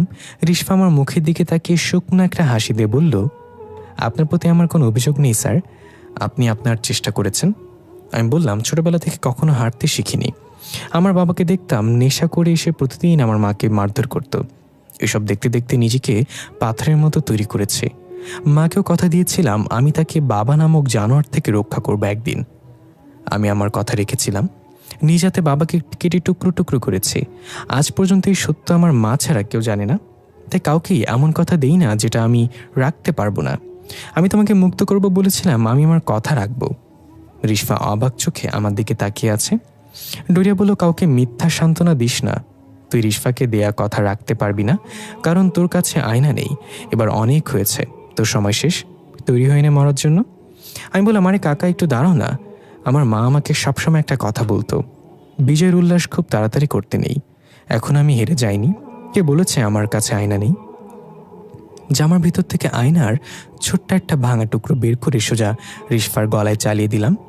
রিশফা আগুনের ফুলকির মতো হাসতে হাসতে হাওয়ায় মিলে যেতে লাগলো। ডোরিয়া গর্জন দিয়ে উঠে বলল, ওর কাছে আয়নার টুকরো গেল কিভাবে? তুই ওর সাথে জড়িত? এই বলে রিশফার মায়ের বুকে তরবারিটা বিঁধে দিল। আমি চলে গেলাম একটু আগে। ওয়াশরুমে ঢুকে দেখলাম সেখানে আয়না নেই। মাথায় হাত দিয়ে চুলকাতে চুলকাতে ভাবতে লাগলাম, এবার কি হবে? তাহলে কি আমি ব্যর্থ হব আজ? এর মাঝেই দরজায় টোকা পড়ল। আমি দিশাহারা হয়ে দরজা খুলতে যাব এমন সময় চোখ পড়ল যেখান থেকে আয়নাটা খোলা হয়েছিল সেখানে এক কোণে ছোট একটা টুকরো ভেঙে রয়েছে। আমি যেন দেহে প্রাণ ফিরে পেলাম। শয়তান একটা হাসি দিয়ে আয়নার টুকরোটা নিয়ে জামার ভেতর ঢুকিয়ে ওয়াশরুম থেকে বের হলাম। ডোরিয়া ক্ষুধার্ত বাঘের ন্যায় গড়গড় করতে করতে বলল, তুই আজকে জিতে গেলি, কিন্তু আমি তোকে ছাড়বো না, আমি আবার ফিরে আসবো। এটা বলতে বলতে ডোরিয়া কালো ধোঁয়ার মতো বাতাসে মিশে গেল। রিশফা এখন হাসছে, ওর চোখে মুখে খুশির ঝলক স্পষ্ট দেখা যাচ্ছে। আমি হাত নাড়িয়ে রিশফাকে বিদায় দিলাম। খুব ইচ্ছে করছিল রিশফাকে ধরে রেখে দেই নিজের কাছে, কিন্তু এটা তো সম্ভব না। রিশফা চলে গেলে মনটা একটু খারাপ হলো, কিন্তু এটা ভেবে ভালো লাগছে যে আর কেউ এই নোংরা বলির পাঠা হবে না আজ থেকে। এই বিল্ডিং আজ থেকে অভিশাপ মুক্ত। কিন্তু একটা কথা মাথায় ঢুকছে না এখনো, ডোরিয়া তো চাইলে এখনই আমাকে মেরে ফেলতে পারত, তাহলে মারল না কেন? প্রশ্নটা থেকে যাচ্ছে। তারপর কেটে গেল প্রায় 2 মাস। নতুন 2টা টিউশনি পেয়েছি, তারা জীবিত মানুষ। সবাই যে মৃত হবে এমন তো কোনো কথা না। খুব ভালোভাবেই কাটছিল দিনগুলো। রিশফার কথা মাঝে মাঝে মনে পড়ে। হঠাৎ একদিন আমার ফোনে অচেনা একটা নাম্বার থেকে কল আসে। আমি ব্যস্ত থাকায় ফোনটা কেটে দিলাম। আবার কল আসলো। এবার রিসিভ করে জিজ্ঞাসা করলাম, কে? স্যার, আমি রিশফা, আমাকে বাঁচান। কোচিং থেকে বের হয়ে সোজা হোস্টেলে রওনা দিলাম। মাত্র 5 মিনিটের দূরত্ব, তাই হেলে দুলে হাঁটতে লাগলাম কানে হেডফোন লাগিয়ে। তখন প্রায় সন্ধ্যা ঘনিয়ে এসেছে। হঠাৎ মনে হলো কেউ আমাকে ফলো করছে। ঘুরে পেছনে তাকিয়ে দেখলাম একটা ছেলে কিছুটা দূরে দাঁড়িয়ে আছে। আমি পাত্তা না দিয়ে আবার হাঁটা দিলাম। ছেলেটা আবার আমার পিছু নিল। আমি থেমে গেলাম। ছেলেটা থেমে গেল। এবার মনে একটু খটকা লাগলো। আমি কান থেকে হেডফোনটা খুলে ব্যাগে রেখে ছেলেটাকে হাতের ইশারায় ডাক দিলাম। সাথে সাথে সে আমার দিকে এগিয়ে আসতে লাগলো। ছেলেটা আসুক, এর মাঝে আমি আমার পরিচয় দিয়ে দিই। আমি রিশফা, ইন্টার ফার্স্ট ইয়ারের ছাত্রী। মা মারা যাবার পর বাবা আমার বিয়ে করে। সৎ মায়ের অত্যাচারে বাসা ছাড়তে বাধ্য হই। এখন হোস্টেলে থেকে পড়াশোনা চালিয়ে যাচ্ছি। বাবা মাঝে মাঝে এসে খোঁজ খবর নিয়ে যায় আর টাকা দিয়ে যায়। জীবন নিয়ে আমার তেমন কোনো অভিযোগ নেই। আমরা চাইলেও নিজেদের ভাগ্য পরিবর্তন করতে পারবো না, তাই যা হবে তা মেনে নিয়ে সামনে এগিয়ে যাওয়াই বুদ্ধির পরিচয়। ছেলেটা আসলো আমার কাছে। আমি জিজ্ঞাসা করলাম, কি সমস্যা? আপনি কি আমাকে ফলো করছেন? ছেলেটা আমতা আমতা করে জবাব দিল, না মানে অনেকদিন ধরেই আপনাকে ফলো করছি আমি। খুব ভালো লাগে আপনাকে, কিন্তু কখনো সামনে আসা সাহস হয়নি। আজ কিভাবে যেন চলে আসলাম, প্লিজ রাগ করবেন না। খেয়াল করলাম ছেলেটা রীতিমতো কাঁপছে আর ঘামে ভিজে যাচ্ছে। বুঝলাম বেচারা খুব নার্ভাস। তাই ভাবলাম একটু মজা নিয়ে যাক ছেলেটার সাথে। দেখতে শুনতে ভালোই, তবু একটু বাজিয়ে দেখি। আমি বললাম, এত ভয় নিয়ে প্রেমে পড়ার সাহস হলো কীভাবে আপনার? আপনি জানেন আমার সাথে 2টা ভয়ঙ্কর জিন আছে। তারা ছোটবেলা থেকে আমার সাথে আছে। আমাকে কেউ বিরক্ত করলে তারা খুব রাগ করে। এর আগেও কয়েকটা ছেলে আমাকে প্রেমের প্রস্তাব দিয়েছিল। তারপর দিন ওই ছেলেগুলোর লাশ নদীতে ভেসে উঠেছিল। আমার সাথে জিনরা তাদেরকে মেরে ফেলেছে। এখন আপনি যদি মরতে চান তাহলে আমি আপনার সাথে প্রেম করতে রাজি আছি। ছেলেটা একটু ঘাবড়ে গিয়ে বললে, এগুলো আপনি মজা করছেন তাই না? আমি যেন আপনাকে আর ফলো না করি সেই জন্য আমাকে ভয় দেখাচ্ছেন? আমি একটু রাগি রাগি ভঙ্গিতে বললাম, ওই মিয়া, আপনি কি আমার বিয়াই লাগেন? মজা করবো কেন? বললাম যে আমার সাথে প্রেম করলে মরতে হবে। এই মুহূর্তে আমি দেখতে পাচ্ছি জিন দুজন আপনার পিছনে ঘোরাফেরা করছে। আমি ইশারা দেওয়ার সাথে সাথে আপনার ঘাড় মটকে ফেলবে। ইশারা দেব নাকি বলেন? দিলাম কিন্তু। ছেলেটা কোনো মতে স্যান্ডেল হাতে নিয়ে উদুম দৌড়। আফা মাফ করে দেন বলে পেছনে ফিরে তাকানোর সময় নেই। আমি হাসতে হাসতে গড়াগড়ি খাওয়ার মতো অবস্থা। হঠাৎ একটা ঠান্ডা বাতাস এসে আমার পুরো শরীর শীতল করে দিল। মনে হলো যেন আমার শরীরে কেউ বরফ ঢেলে দিয়েছে। এরপর আমি যখন সামনে যেতে চাইলাম ঠিক তখন একটা কালো বিড়াল আমার সামনে দিয়ে খুব দ্রুত রাস্তার এপাশ থেকে ওপাশে চলে গেল। আমি একটু ভয় পেলাম। বিড়ালটা রাস্তার পাশে একটা ঝোপের ভিতরে গিয়ে কেমন এক অদ্ভুত আওয়াজে ডাকতে লাগলো।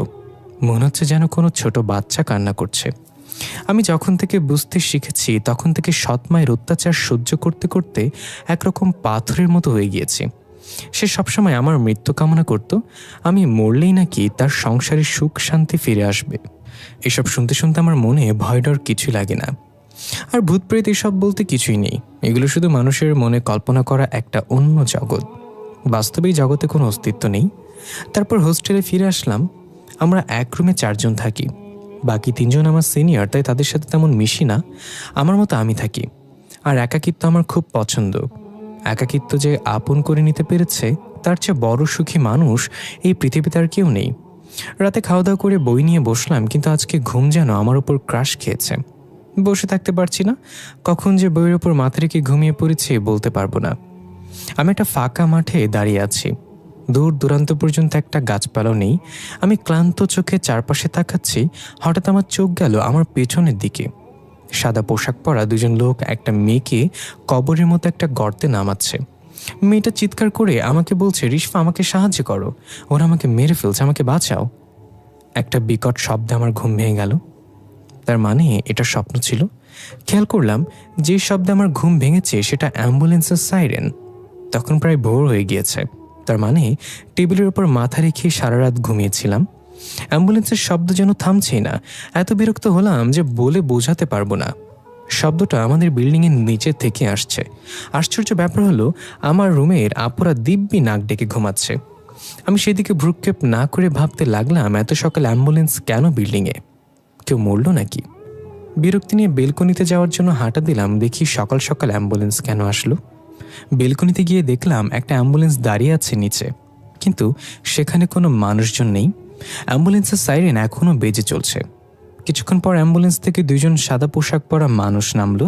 আরে, এমন দুজন লোককে কোথায় যেন দেখেছি মনে হচ্ছে। একটু মাথা খাটাতেই মনে পড়লো কিছুক্ষণ আগে এমন দুজন লোককে স্বপ্নে দেখেই তো ঘুম ভাঙলো আমার। এখানে কি হচ্ছে আসলে? আমি এক নজরে তাকিয়ে আছি সেদিকে। তারা দুজন গিয়ে গাড়ির পেছনের পার্ট খুলে খুব যত্ন করে একটা লাশ নামালো, সাদা চাদর দিয়ে ঢাকা। আমি এখনো বুঝতে পারছি না আসলে লাশটা কার। সেখানে অন্য কোনো মানুষও ছিল না। তারা লাশটা নামিয়ে দুইজন লাশের দুই পাশে দাঁড়ালো, মানে একজন পায়ের কাছে আরেকজন মাথার কাছে। হঠাৎ একটা দমকা হাওয়া লাশের মুখের ওপর থেকে চাদরটা সরে গেল। আমি চোখ বড় করে তাকিয়ে আছি। এটা আমি কি দেখছি? আমার কলিজা শুকিয়ে গেল। এই লাশ আর কারণ না, বরং আমার লাশ। এটা কি করে সম্ভব? আমি তো এখানে দাঁড়িয়ে আছি, তাহলে আমার মতো দেখতে ওই লাশটা কার? আমি এখান থেকে দৌড়ে রুমে যাব, সেই শক্তিটা আমার নেই। হঠাৎ খেয়াল করলাম লাশটা ধীরে ধীরে উঠে বসলো এবং আমার দিকে তাকালো। কি ভয়ঙ্কর চাহনি সেটা! তার চোখে কোনো মনি ছিল না। সাদা ধবধবে চোখে আমার দিকে তাকিয়ে ভয়ঙ্কর একটা হাসি দিল। আমার মতো দেখতে মেয়েটা যখন উঠে বসে আমার দিকে তাকিয়ে ভয়ঙ্কর একটা হাসি দিল, তখন আমার কলিজায় পানি নেই। আমি চিৎকার দিয়ে এক দৌড়ে রুমে চলে আসি। আমার চিৎকারে বড় অপুরা ঘুম থেকে উঠে গেল। তারা হন্তদন্ত হয়ে আসলো আমার কাছে। কি হয়েছে জিজ্ঞাসা করছে, কিন্তু আমি কোনো জবাব দিতে পারলাম না। কি বলবো আমি তাদের? আমি তো নিজেই জানি না কি হয়ে গেল। আমি শুধু হাতের ইশারায় কাঁপতে কাঁপতে ব্যালকনির দিকে দেখালাম তাদের। তারা তিনজনই ব্যালকনিতে গিয়ে দেখলো, বললো এখানে তো কিছুই নেই। আমিও দৌড়ে গিয়ে দেখলাম সত্যি সেখানে কিছু নেই, না অ্যাম্বুলেন্স, না কোনো মানুষ। তাহলে একটু আগে কি দেখলাম আমি? এটা কি আমার মনের ভুল? সারাদিন সকালের ঘটনা নিয়ে ভাবলাম, কিছুই মেলাতে পারছি না। ভয়ের চেয়ে বেশি অবাক হয়েছি, এমনটা হতে পারে নাকি। সেদিন আর কোচিংয়ে গেলাম না। বিকালে বেলা ছাদে গিয়ে আনমনে বসে আছি। হঠাৎ কোথা থেকে যেন একটা নীল রঙের প্রজাপতি উড়ে এসে আমার হাতে বসলো। আমি হাত নাড়ালাম না। প্রজাপতি আমার ভালো লাগে খুব, আর এটা অন্যরকম একটা প্রজাপতি, দেখতে খুব অদ্ভুত, কিন্তু হাতে কেমন যেন ব্যথা অনুভব করলাম। আস্তে আস্তে ব্যথাটা বাড়তে লাগলো। আমি আঙুল দিয়ে স্পর্শ করতেই ফুরুত করে উড়ে গেল। উড়ে গিয়ে একটা ছোট ফুল গাছের ওপর বসলো। খেয়াল করলাম ফুল গাছের পাতাগুলো ধীরে ধীরে সবুজ থেকে কালো হয়ে যাচ্ছে, যেমনটা আগুনে পুড়লে হয়। আমি বসা থেকে উঠে গেলাম। এবার কিছু একটা হচ্ছে।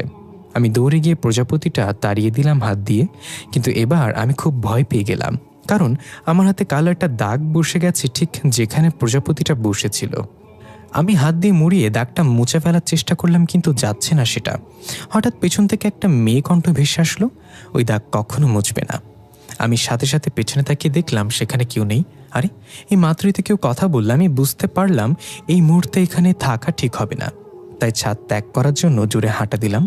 ঠিক তখনই খেয়াল করলাম একটা মেয়ে ছাদের এক কোণে উল্টো ঘুরে দাঁড়িয়ে আছে। তার চুলগুলো খেলামেলাভাবে এলোমেলোভাবে উঠছে। আমি জিজ্ঞাসা করলাম, এই মেয়ে, কে তুমি? কোনো জবাব এলো না। আমি আরেকটু কাছে গিয়ে বললাম, আমার কথা কি কানে যাচ্ছে না? কে তুমি? এবারও কোনো জবাব না পেয়ে আমি গিয়ে মেয়েটার কাঁধে হাত রাখলাম। তার শরীর প্রচণ্ড ঠান্ডা ছিল। আমি সাথে সাথে হাত সরিয়ে নিলাম। এবার মেয়েটা আমার দিকে ঘুরে তাকালো। নীল চোখা, খুব সুন্দর মায়াবী চেহারার একটা মেয়ে, আমার চেয়ে বয়সে ছোটই হবে। তাই জিজ্ঞাসা করলাম, তুমি কে? আগে তো তোমাকে কখনো দেখিনি। মেয়েটা খুব সুন্দর করে বলল, আমি রিশফা। তুমি রিশফা মানে? তাহলে আমি কে? আমার নাম তো রিশফা। মেয়েটা বলল, শুধু আপনার নামই যে রিশফা হতে হবে এমনটা না, আরও অনেক মেয়ের নাম রিশফা হতে পারে। হ্যাঁ, তা ঠিক। তার মানে আমাদের দুজনের নামই রিশফা। কিন্তু তুমি এখানে কিভাবে এলে? তোমাকে তো এই হোস্টেলে আগে দেখিনি।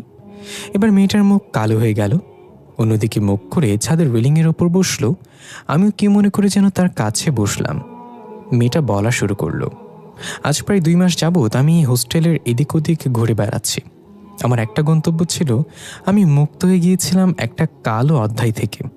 চলে যাচ্ছিলাম আমার ঠিকানায়, কিন্তু কিভাবে যেন আমি এই হোস্টেলে এসে আটকা পড়ে গেলাম। না, আমি হোস্টেল থেকে বের হতে পারছি আর না কারোর সাথে যোগাযোগ করতে পারছি। আমি বললাম, এগুলো কেমন অদ্ভুত কথা। মানে তুমি জানো না কিভাবে এই হোস্টেলে এসে পৌঁছেছ? মজা করছো আমার সাথে? মেয়েটা একটা অদ্ভুত হাসিতে বলল, মৃত মানুষ কখনো মিথ্যা বলে না। আর আজ থেকে আমি আপনার শরীরে থাকব। যতদিন আমি মুক্তির পথ খুঁজে না পাই, আপনি আমাকে সাহায্য করবেন, করতেই হবে। এবার মেয়েটার মাঝে কেমন যেন একটা ভয়ানক অনুভূতি লক্ষ্য করলাম। তবে আমি বললাম, অনেক হয়েছে তোমার এসব ফালতু কথা। কোথা থেকে এসছো সত্যি করে বলো, না হলে আমি সুপারভাইজারকে জানাবো। মেয়েটা বলল, আপনি আমার কথা বিশ্বাস করেননি তাই না? তাহলে দেখেন। এই বলে মেয়েটা ছাদের রেলিং থেকে কাত হয়ে নিজেকে ফেলে দিল।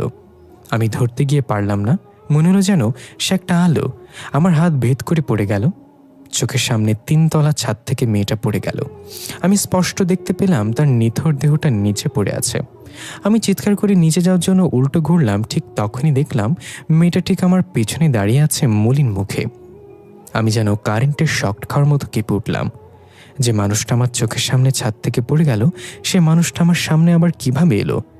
আমি আবার নিচে তাকিয়ে দেখলাম সেখানে মেয়েটার দেহ পড়েছিল না। এমনকি নিচে দিয়ে কত মানুষ হাঁটাচলা করছে, তারা কেউ এটা নিয়ে কিছুই করছে না। তার মানে মেয়েটা যা বলেছে সত্যি বলেছে, সে মানুষ না কোনো। মেয়েটা আমার সামনে ঠায় দাঁড়িয়ে আছে। আমাকে ভীত দেখে মেয়েটা বলল, আপনি ভয় পাবেন না, আমি আপনার কোনো ক্ষতি করব না। আমি তখন প্রজাপতি হয়ে বসে আপনার হাতে আমার চিহ্ন এঁকে দিয়েছি। আপনি চাইলেও আমাকে আমার থেকে দূরে থাকতে পারবেন না। আমি কাঁপা কাঁপা গলায় বললাম, সকালবেলা অ্যাম্বুলেন্সের ঘটনাটা কি তুমি ঘটিয়েছিলে? হ্যাঁ আপু, আমি করেছিলাম, কারণ আমি আপনার শরীর বেছে নিয়েছি। আপনাকে আরও ভয়ঙ্কর কিছুর সম্মুখীন হতে হবে আমার জন্য, তাই অভ্যস্ত হয়ে যান এসব বিষয়। আমি বললাম, আচ্ছা আমার কাছে তুমি কি চাও? কেন আমার শরীর বেছে নিলে? শুধুমাত্র নামের মিল থাকার, নাকি অন্য কোনো কিছুর কারণ আছে? আস্তে আস্তে সব জানতে পারবেন আপু। এখন আমি যা বলি তা করবেন, আর এসব বিষয়ে কারোর সাথে শেয়ার করবেন না। তাহলে আপনার ক্ষতি করতে আমার কোনো মায়া লাগবে না। আমি খুব ভয় পেয়ে গেলাম। ঠিক আছে, কাউকে বলবো না এসব। আমাকে কি করতে হবে বলো? আর তোমার কাজ শেষ হলে গেলে তো আমাকে ছেড়ে দিবা, তাই না? হ্যাঁ হ্যাঁ, আমার কাজ হয়ে গেলে আর কখনো আপনাকে বিরক্ত করব না। এখন আমার কথা মন দিয়ে শুনেন। হোস্টেলের পুরনো বিল্ডিংয়ে যাবেন, সেখানে কেউ থাকে না। নতুন বিল্ডিং ওঠানোর পর সেটা পরিত্যক্ত অবস্থায় পড়ে আছে। সেখানে গিয়ে 4 নম্বর রুমের ভাঙা আলমারিটা খুলবেন, দেখবেন সেখানে কি আছে। এসে আমাকে জানাবেন। আমি এখনও জানি না আমি এই হোস্টেলে কেন বন্দি হয়ে আছি। উত্তরটা খুঁজে পেলে আমি মুক্তির পথ খুঁজে পাব। আমি বললাম, ওই বিল্ডিংয়ে দিনের বেলাতেও কেউ যায় না ভয়ে, আর আমি সন্ধ্যাবেলা যাব কিভাবে? কাল দিনের বেলা গেলে হয় নাই? মেয়েটা ঘাড় বাঁকা করে কর্কশ গলায় বলল, এখন যেতে বলেছে মানে এখনই যেতে হবে। আমাকে এখানেই পাবেন, দেখে এসে আমাকে জানান। আমি ভয় পেয়ে বললাম, ঠিক আছে, এমন ধমক দেওয়ার কি আছে? এই বলে মুখ বাঁকিয়ে চলে আসলাম। আমি এতটুকু বুঝেছি যে ওর কথা মানলে আমার কোনো ক্ষতি করবে না ও। আমি পুরনো বিল্ডিংটার সামনে দাঁড়িয়ে আছি। খুব ভয় করছে ভেতরে যেতে, কিন্তু যেতে তো হবেই, না হলে আবার রিশফা আমাকে মেরে ফেলতে পারে। ভাবতে ভাবতে ভেতরে প্রবেশ করলাম। চারিদিক থেকে বিভিন্ন পোকামাকড়ের ডাক ভেসে আসছে। এত অন্ধকার যে নিজের অঙ্গ প্রত্যঙ্গ পর্যন্ত দেখা যাচ্ছে না।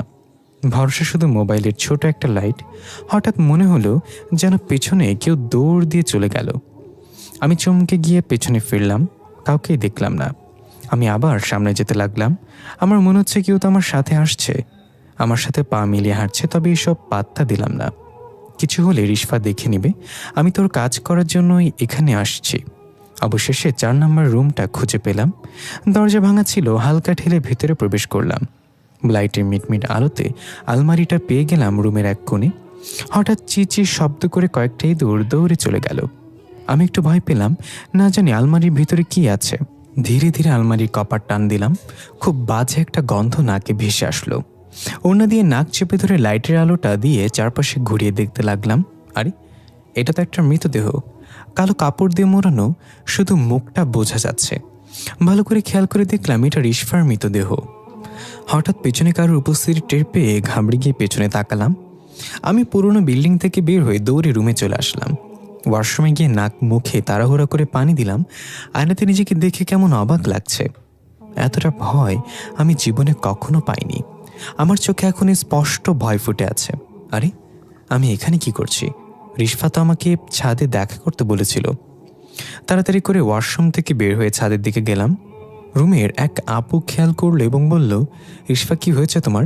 এত আতঙ্কিত কেন তুমি? কোনো সমস্যা? আমি কোনো জবাব না দিয়ে সোজা ছাদে চলে এলাম। ফিসফিস করে ডাকতে লাগলাম, রিশফা, এই রিশফা, কোথায় তুমি? আমি এসেছি। কোনো সারা শব্দ নেই। ফিসফিস করে ডাকতে লাগলাম, রিশফা, এই রিশফা। আকাশে রুটির মতো গোল চাঁদ, যদিও আমার বানানো রুটি গোল হয় না, চায়নার মানচিত্রের মতো হয়। আজ ভরা পূর্ণিমা, দিনের আলোর মতো আজকের রাতটা এমন রাত আগে কখনো দেখিনি। কিন্তু রিশফা গেল কোথায়? হঠাৎ কানে এলো কেউ গুনগুন করে গান গাচ্ছে। এটা একটা পুরুষের কণ্ঠ। মহিলা হোস্টেলে পুরুষ মানুষ আসবে কিভাবে? আমি তার কণ্ঠের উৎস খুঁজতে লাগলাম। শব্দটা পানির ট্যাঙ্কের পেছন থেকে আসছে। আমি ধীর পায়ে সেদিকে গেলাম। রিশফা আমাকে আবার ভয় দেখানোর জন্য এটা করছে না তো? কিন্তু ও আমাকে ভয় কেন দেখাবে? পানির ট্যাঙ্কের কাছে যাওয়ার সাথে সাথে গান থেমে গেল। আমি তাড়াতাড়ি সেখানে গিয়ে দেখলাম কেউ নেই। আবার পেছনে একটা শব্দ হলো। আমি ঘুরে তাকাতেই দেখলাম একটা ফুলের টব ঠিক আমার বরাবর উড়ে আসছে। আমি তাড়াতাড়ি সরে গেলাম অন্যদিকে। বুঝতে পারলাম এটা রিশফা না। আমাকে তাড়াতাড়ি চলে যেতে হবে এখান থেকে। আমি এক দৌড় দিলাম। ঠিক তখনই একটা কালো বিড়াল আমার সামনে লাফ দিয়ে পড়ল কোথা থেকে যেন। আমি থমকে দাঁড়াতে গিয়ে পা পিছলে পড়ে গেলাম। বিড়ালের চোখ দুটো ঝলমল করে জ্বলছিল। হঠাৎ বিড়ালটা রাগী ভঙ্গিতে আমার দিকে এগিয়ে আসতে লাগলো। আমি উঠতেও পারছিলাম না, হয়তো পাটা মুচকে গিয়েছে। আমি কুকরে কুকরে উঠতে চেষ্টা করলাম, কিন্তু পারলাম না। হঠাৎ বিড়ালটা থেমে গেল। আমার পেছনের দিকে তাকিয়ে কয়েকবার অদ্ভুত ডাক দিয়ে দৌড়ে চলে গেল। আমি পেছনে তাকিয়ে দেখলাম রিশফা দাঁড়িয়ে আছে। অনেক কষ্টে উঠে দাঁড়িয়ে রেলিংয়ের সাথে হেলান দিয়ে দাঁড়িয়ে বললাম, কোথায় ছিলে তুমি? এই বিড়ালকে আমি আগেও দেখেছিলাম সেদিন রাস্তায়। আমাকে ভয় দেখাতেই কি তুমি এটা করলে? রিশফা বলল, সে ওই পুরনো বিল্ডিং থেকে আপনার সাথে এসেছে। সেখানে কিছু একটা তো হচ্ছে। আচ্ছা, আপনি সেখানে কি দেখলেন 4 নম্বর রুমে? আমি সেখানে তোমার মৃতদেহ দেখেছি। আলমারির ভিতরে কালো কাপড় দিয়ে মোড়ানো, তোমার চোখ দুটো খোলা ছিল। রিশফা অনেকটা অবাক হয়ে বলল, আমি যা ভাবছিলাম তাই হলো। কেউ কবর থেকে আমার মৃতদেহ উঠিয়ে নিয়ে এসছে এই হোস্টেলে। এই জন্যই আমি এখানে আটকা পড়ে গিয়েছি। যেটা করছে সে চায় না আমি মুক্তি পাই, আর এই জন্যই আমি ওই পুরনো বিল্ডিংয়ে ঢুকতে পারি না। যেহেতু সেখানে আমার শরীর আছে, অবশ্যই সেখানে অন্য কেউ আছে আমাকে পাহারা দেওয়ার জন্য। আপনি কি তার মুখোমুখি হয়েছিলেন? সে আপনাকে আসতে দিল? রিশফাকে বললাম, হ্যাঁ, তুমি ঠিক ধরেছ, সেখানে কেউ ছিল। আমি যখন তোমার মৃতদেহ আবিষ্কার করলাম আলমারিতে, তখন পেছনে কারোর উপস্থিতি টের পেলাম। আমি সাথে সাথে পেছনে ফিরলাম এবং দেখলাম একটা ছেলে লাল চক্ষু নিয়ে আমার দিকে তাকিয়ে আছে। অন্ধকারে তার চোখগুলো আগুনের মতো জ্বলছিল। আমি অনেকটা ভয় পেয়ে মূর্তির মতো দাঁড়িয়েছিলাম। আমি তাকে কিছু বলবো, সেটার শক্তিও ছিল না। ছেলেটা কর্কশ কণ্ঠে বলল, এখানে কেন এসেছিস? মরতে চাস তুই? আমি কাঁপা কাঁপা গলায় বললাম, এমনি ঘুরতে ঘুরতে রুমে ঢুকে গিয়েছি, আমাকে ক্ষমা করে দিন। আমি চলে যাচ্ছি এখনই, আর কোনোদিন এখানে আসবো না। আর এখানে যা দেখেছি তা কাউকে বলবো না। তারপর ছেলেটা বলল, চলে যায় এখান থেকে, পেছনে ফিরে তাকাবি না, আর কেউ যদি এই বিষয়ে জানে তাহলে তোকে মেরে ফেলবো আমি। তারপর আমি তাকে পাশ কাটিয়ে উল্টো পাল্টে দৌড়ে চলে এসেছি। সে চাইলে তোমাকে মেরে ফেলতে পারত, কিন্তু মারিনি। রিশফা সব শুনে বলল, ছেলেটা দেখতে কেমন ছিল? তার কিছু বর্ণনা দিন আমাকে। অন্ধকারে তেমন কিছু দেখতে পাইনি, তবে মোবাইলের লাইটে যা দেখেছি তা হলো ছেলেটার চুল বড় ছিল, গলায় একটা কাটা দাগ ছিল। মনে হচ্ছিল যেন কেউ ওর গলা কেটে ফেলেছে। রিশফা একটু চিন্তিত হয়ে হাঁটতে হাঁটতে একটা ফুলের হাত বোলাতে বোলাতে বলল, এটা আবিরের ছিল, গালিব স্যারের বন্ধু। তার মানে কি আবির এসব কিছুর পেছনে? আবির কেন এমনটা করতে যাবে? সে তো আমার সাথে মুক্ত হতে চেয়েছিল। রিশফা এক ঝটকায় আমার সামনে এসে বলল, আপনি আগামীকাল আবার ওই বিল্ডিংয়ে যাবেন। সে যেহেতু আপনাকে মারেনি, তার মানে আপনাকে মারবে না, ভয় দেখাবে। কি বলছো এসব? কোনোরকম জান নিয়ে দৌড়ে পালিয়ে এসেছি, আবার গেলে সে আমাকে ছাড়বে না। আর কে আবির? সে তোমার মৃতদেহ পাহারা দিচ্ছে কেন? রিশফা বলল, আপনাকে আবার যেতে হবে বলেছে, যেতেই হবে। আবিরকে আমিই মেরেছিলাম, আর সে এখানে কি করছে? আমার মৃতদেহ এখানে কেন? সে উত্তর খুঁজতেই আপনাকে আবার যেতে হবে। আগামীকাল ভোরে কেউ ঘুম থেকে ওঠার আগেই যাবেন সেখানে। ঠিক আছে বলে মুখ বাঁকিয়ে চলে আসতে লাগলাম। তখনই মনে পড়ল আমার তো পা মচকে গিয়েছিল, তাই ব্যথার চেয়ে একটু বেশি অভিনয় করে আবার পড়ে গেলাম ঠাস করে। রিশফাকে বললাম, আমার তো পায়ে ব্যথা, একদম হাঁটতে পারছি না, কাল মনে হয় যেতে পারবো না। রিশফা আমার কাছে এসে পা ধরে ছটাক টান মারল। আমার মনে হলো যেন পা ছিঁড়ে গিয়েছে। আমি মুখ চেপে ধরে কান্না করতে লাগলাম। রিশফা বলল, এত অভিনয় করার দরকার নেই, পা ঠিক হয়ে গেছে। আমিও পা নাড়িয়ে চাড়িয়ে দেখলাম কোনো ব্যথা নেই। ঠাস করে দাঁড়িয়ে বললাম, ঠিক আছে, তাহলে কাল সকালে যাচ্ছি। আমাকে সে মেরে ফেললে তোমার খবর আছে। এই বলে চলে আসলাম রুমে। রাত প্রায় 12টা তখন।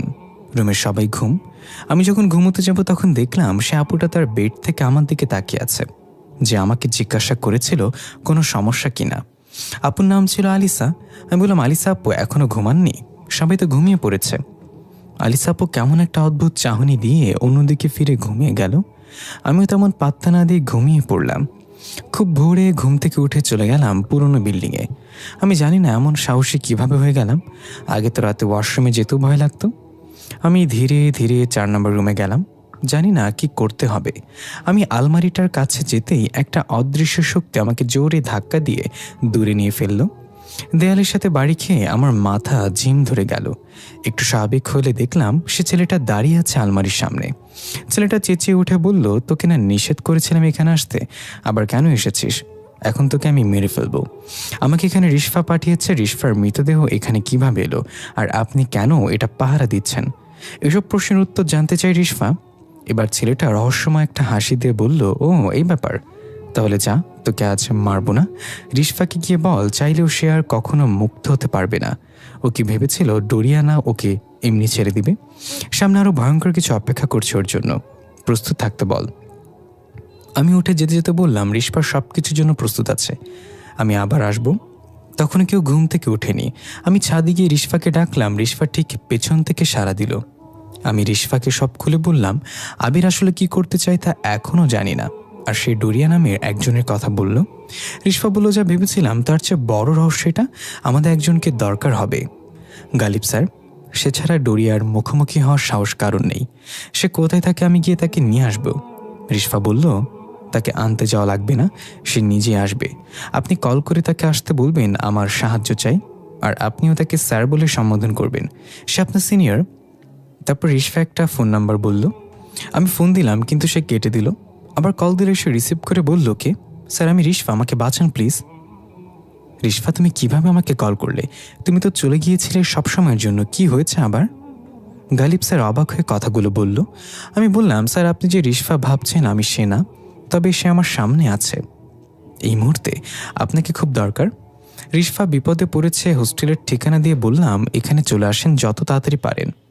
গালিব স্যার বলল, ঠিক আছে, আমি এখনই আসছি। হোস্টেলের সামনে এসে কল দিচ্ছি। আমি ফোন রেখে ফাজলামা করে রিশফাকে বললাম, বা এমন স্যার কয়জনের কপালে জুটে। আমার মনে হয় তুমি বেঁচে থাকলে সে তোমাকে কখনো হারাতে দিত না। সে হয়তো তোমাকে ভালোবাসে। রিশফা বলল, কি যে বলেন না আপু, তবে ওনাকে আমার ভালো লাগে খুব। বিশেষ করে ওনার একটা থিওরি আছে, কাউকে তোমার কষ্ট বুঝতে দিও না, হেসে উড়িয়ে দাও যদি ভালো থাকতে চাও। ও আচ্ছা, তাহলে তো মানুষটা খুব ইন্টারেস্টিং। আচ্ছা, সে না আসা পর্যন্ত আমরা কি করবো এখন? এখানে দাঁড়িয়ে থাকবো, নাকি আমার জন্য অন্য কোনো দায়িত্ব আছে? রিশফা কিছু বলতে যাবে এমন সময় বিকট একটা শব্দ হলো। শব্দটা কোন দিক থেকে এলো বুঝতে পারছি না। হঠাৎ রিশফা বলল, আপু আমার কেমন যেন লাগছে। তাকে দেখলাম রিশফা ধীরে ধীরে অদৃশ্য হয়ে যাচ্ছে। আমি কি রিশফাকে ধরার চেষ্টা করলাম, কিন্তু সে অস্পর্শনীয় আলোর মতো। আমি বললাম, রিশফা কি হচ্ছে এটা? তুমি অদৃশ্য হয়ে যাচ্ছ কেন? কোথায় যাচ্ছ তুমি? রিশফা কোনো মতে বলল, আমি জানি না আপু কি হচ্ছে, স্যার আসলে তাকে সব কিছু বলবেন। এটা বলে রিশফা কোথায় যেন হারিয়ে গেল। আমি খুব চিন্তায় পড়ে গেলাম, কি হলো এটা? আমি চলে আসলাম রুমে, ভাবছি কি করা যায় এখন। হঠাৎ সেই আনিসা আপু এসে আমাকে ধাক্কা দিয়ে চেয়ার থেকে ফেলে দিল। আমি অবাক হয়ে জিজ্ঞাসা করলাম, এটা হলো আপু? আপনি আমাকে ধাক্কা কেন দিলেন? আনিসা আপু খুব রাগী দৃষ্টিতে আমার দিকে তেড়ে এসে বলল, তুই ছোট মানুষ, এসবে কেন জড়াতে গেলি? তোর কি মৃত্যুর ভয় নেই? আরে আনিসা আপু এসব জানলে কিভাবে? আমি কিছু না বোঝার ভান করে বললাম, কি বলছেন আপু? আমি তো কিছুই বুঝতে পারছি না। এবার সে এসে আমার গলা চেপে ধরে বলল, প্রথম দিন ভেবেছিলাম ভুলে ওইখানে চলে গিয়েছিলি, তাই ছেড়ে দিয়েছি কিছু না বলে। এবার আর ছাড়বো না। রিশফাকে অনুসরণ করা বন্ধ কর, না হলে ওর সাথে তুইও ধ্বংস হবি। এই বলে সে রুম থেকে জোরে হেঁটে বের হয়ে গেল। আমি যেন আকাশ থেকে পড়লাম। আনিসা আপু এসব জানলো কিভাবে? কিছুই মাথায় ঢুকছে না। এর মাঝে আমার ফোন বেজে উঠল। দেখলাম গালিব স্যার কল করেছে। আমি নিজেকে সামলে নিয়ে ফোন রিসিভ করে বললাম, স্যার আপনি কোথায়, আর কতক্ষণ লাগবে আসতে? আমি তো তোমাদের হোস্টেলের বাইরে দাঁড়িয়ে আছি। আপনি বাইরে এসে দেখা করবেন নাকি আমি বোরকা পরে ভিতরে আসবো? আমি একটা হাসিতে বললাম, আমি আসছি স্যার, একটু অপেক্ষা করেন। গিয়ে দেখলাম উনি রাস্তার অন্য পাশে দাঁড়িয়ে আছে। আমি এদিক ওদিক না তাকিয়ে রাস্তার ওপাশে যাওয়ার জন্য হাঁটা দিলাম। হঠাৎ একটা প্রাইভেট কার আমার সামনে কষে ব্রেক করলো। আমি চোখ কান ধরে জোরে চিৎকার দিলাম, একটু জন্য বেঁচে গেলাম। গাড়ি থেকে ড্রাইভার কল্লা বের করে বলল, মরতে চাইলে বড় গাড়ি নিচে গিয়ে মরেন, আমার গাড়ির সামনে আসছেন কেন? অন্য সময় হলে ড্রাইভারের সাথে ঝগড়া করতাম, কিন্তু এখন তারা আছে আমার, আর এমনিতেও দোষ আমারই। আমি এদিক ওদিক না তাকিয়েও না দেখে পার হচ্ছিলাম। আমি গিয়ে স্যারকে সালাম দিলাম, দিয়ে উত্তর দিয়ে বললেন, রিশফা কোথায়? তারপর আমি তাকে সব কিছু খুলে বললাম। উনিও খুব চিন্তিত হয়ে পড়লেন সব শুনে। আবির এটা কেন করবে? এখন তো রিশফাও নেই, এত প্রশ্নের উত্তর কিভাবে খুঁজে পাবো? আচ্ছা, এটা তো মহিলা হোস্টেল, আমি সরাসরি প্রবেশ করতে পারবো না, তাহলে আমি লুকিয়ে প্রবেশ করতে হবে আমার। ওই পুরনো বিল্ডিংয়ে যেতে হবে আমার। আমি আবিরের সাথে কথা বলতে চাই। আমি বললাম, তাহলে রাতে আমি পশ্চিম পাশের দেয়ালের কাছে অপেক্ষা করব, আপনি সেখান থেকে প্রবেশ করলে কেউ দেখবে না। ঠিক আছে, তাহলে আমি রাতে আসছি। ভেবেছিলাম সব রহস্য থেকে মুক্তি পেয়ে গিয়েছি, কিন্তু এখন তো দেখছি রহস্য কেবল শুরু। এই জন্যই ডোরিয়া সেদিন বলেছিল সে ফিরে আসবে। রাত 10টার দিকে আমি পশ্চিম পাশের দেয়ালের কাছে গিয়ে দাঁড়িয়ে আছি, কিন্তু স্যারের কোনো খবর নেই। ফোন দিচ্ছে কিন্তু সুইচ অফ আসছে বারবার। আসছে না কেন সে এখনো? এদিকে আমার একটু ভয় লাগা শুরু হলো। হঠাৎ বিড়ালের কান্নার শব্দ ভেসে আসলো কোথা থেকে যেন। তাহলে কি সেই কালো বিড়ালটা আমার আশেপাশে আছে? আমি কোনো দিকে না তাকিয়ে সোজা দাঁড়িয়ে আছি চোখ বন্ধ করে। এভাবে কতক্ষণ চোখ বন্ধ করে দাঁড়িয়েছিলাম জানি না। কিছুক্ষণ পর মনে হলো আমার সামনে কেউ এসে দাঁড়িয়েছে। আমি ভয়ে ভয়ে চোখ খুলে দেখলাম গালিব স্যার আমার সামনে দাঁড়িয়ে হাসছে। আমি চমকে গেলাম এবং বললাম, স্যার আপনি কখন আসলেন, আর এইভাবে দাঁড়িয়ে আছেন কেন মূর্তির মতো? দেখলাম আপনি ভয় পান কিনা। যেভাবে চোখ বন্ধ করে দাঁড়িয়ে আছেন তাতে তো মনে হচ্ছিল একটা ঘোড়া দাঁড়িয়ে ঘুমাচ্ছে।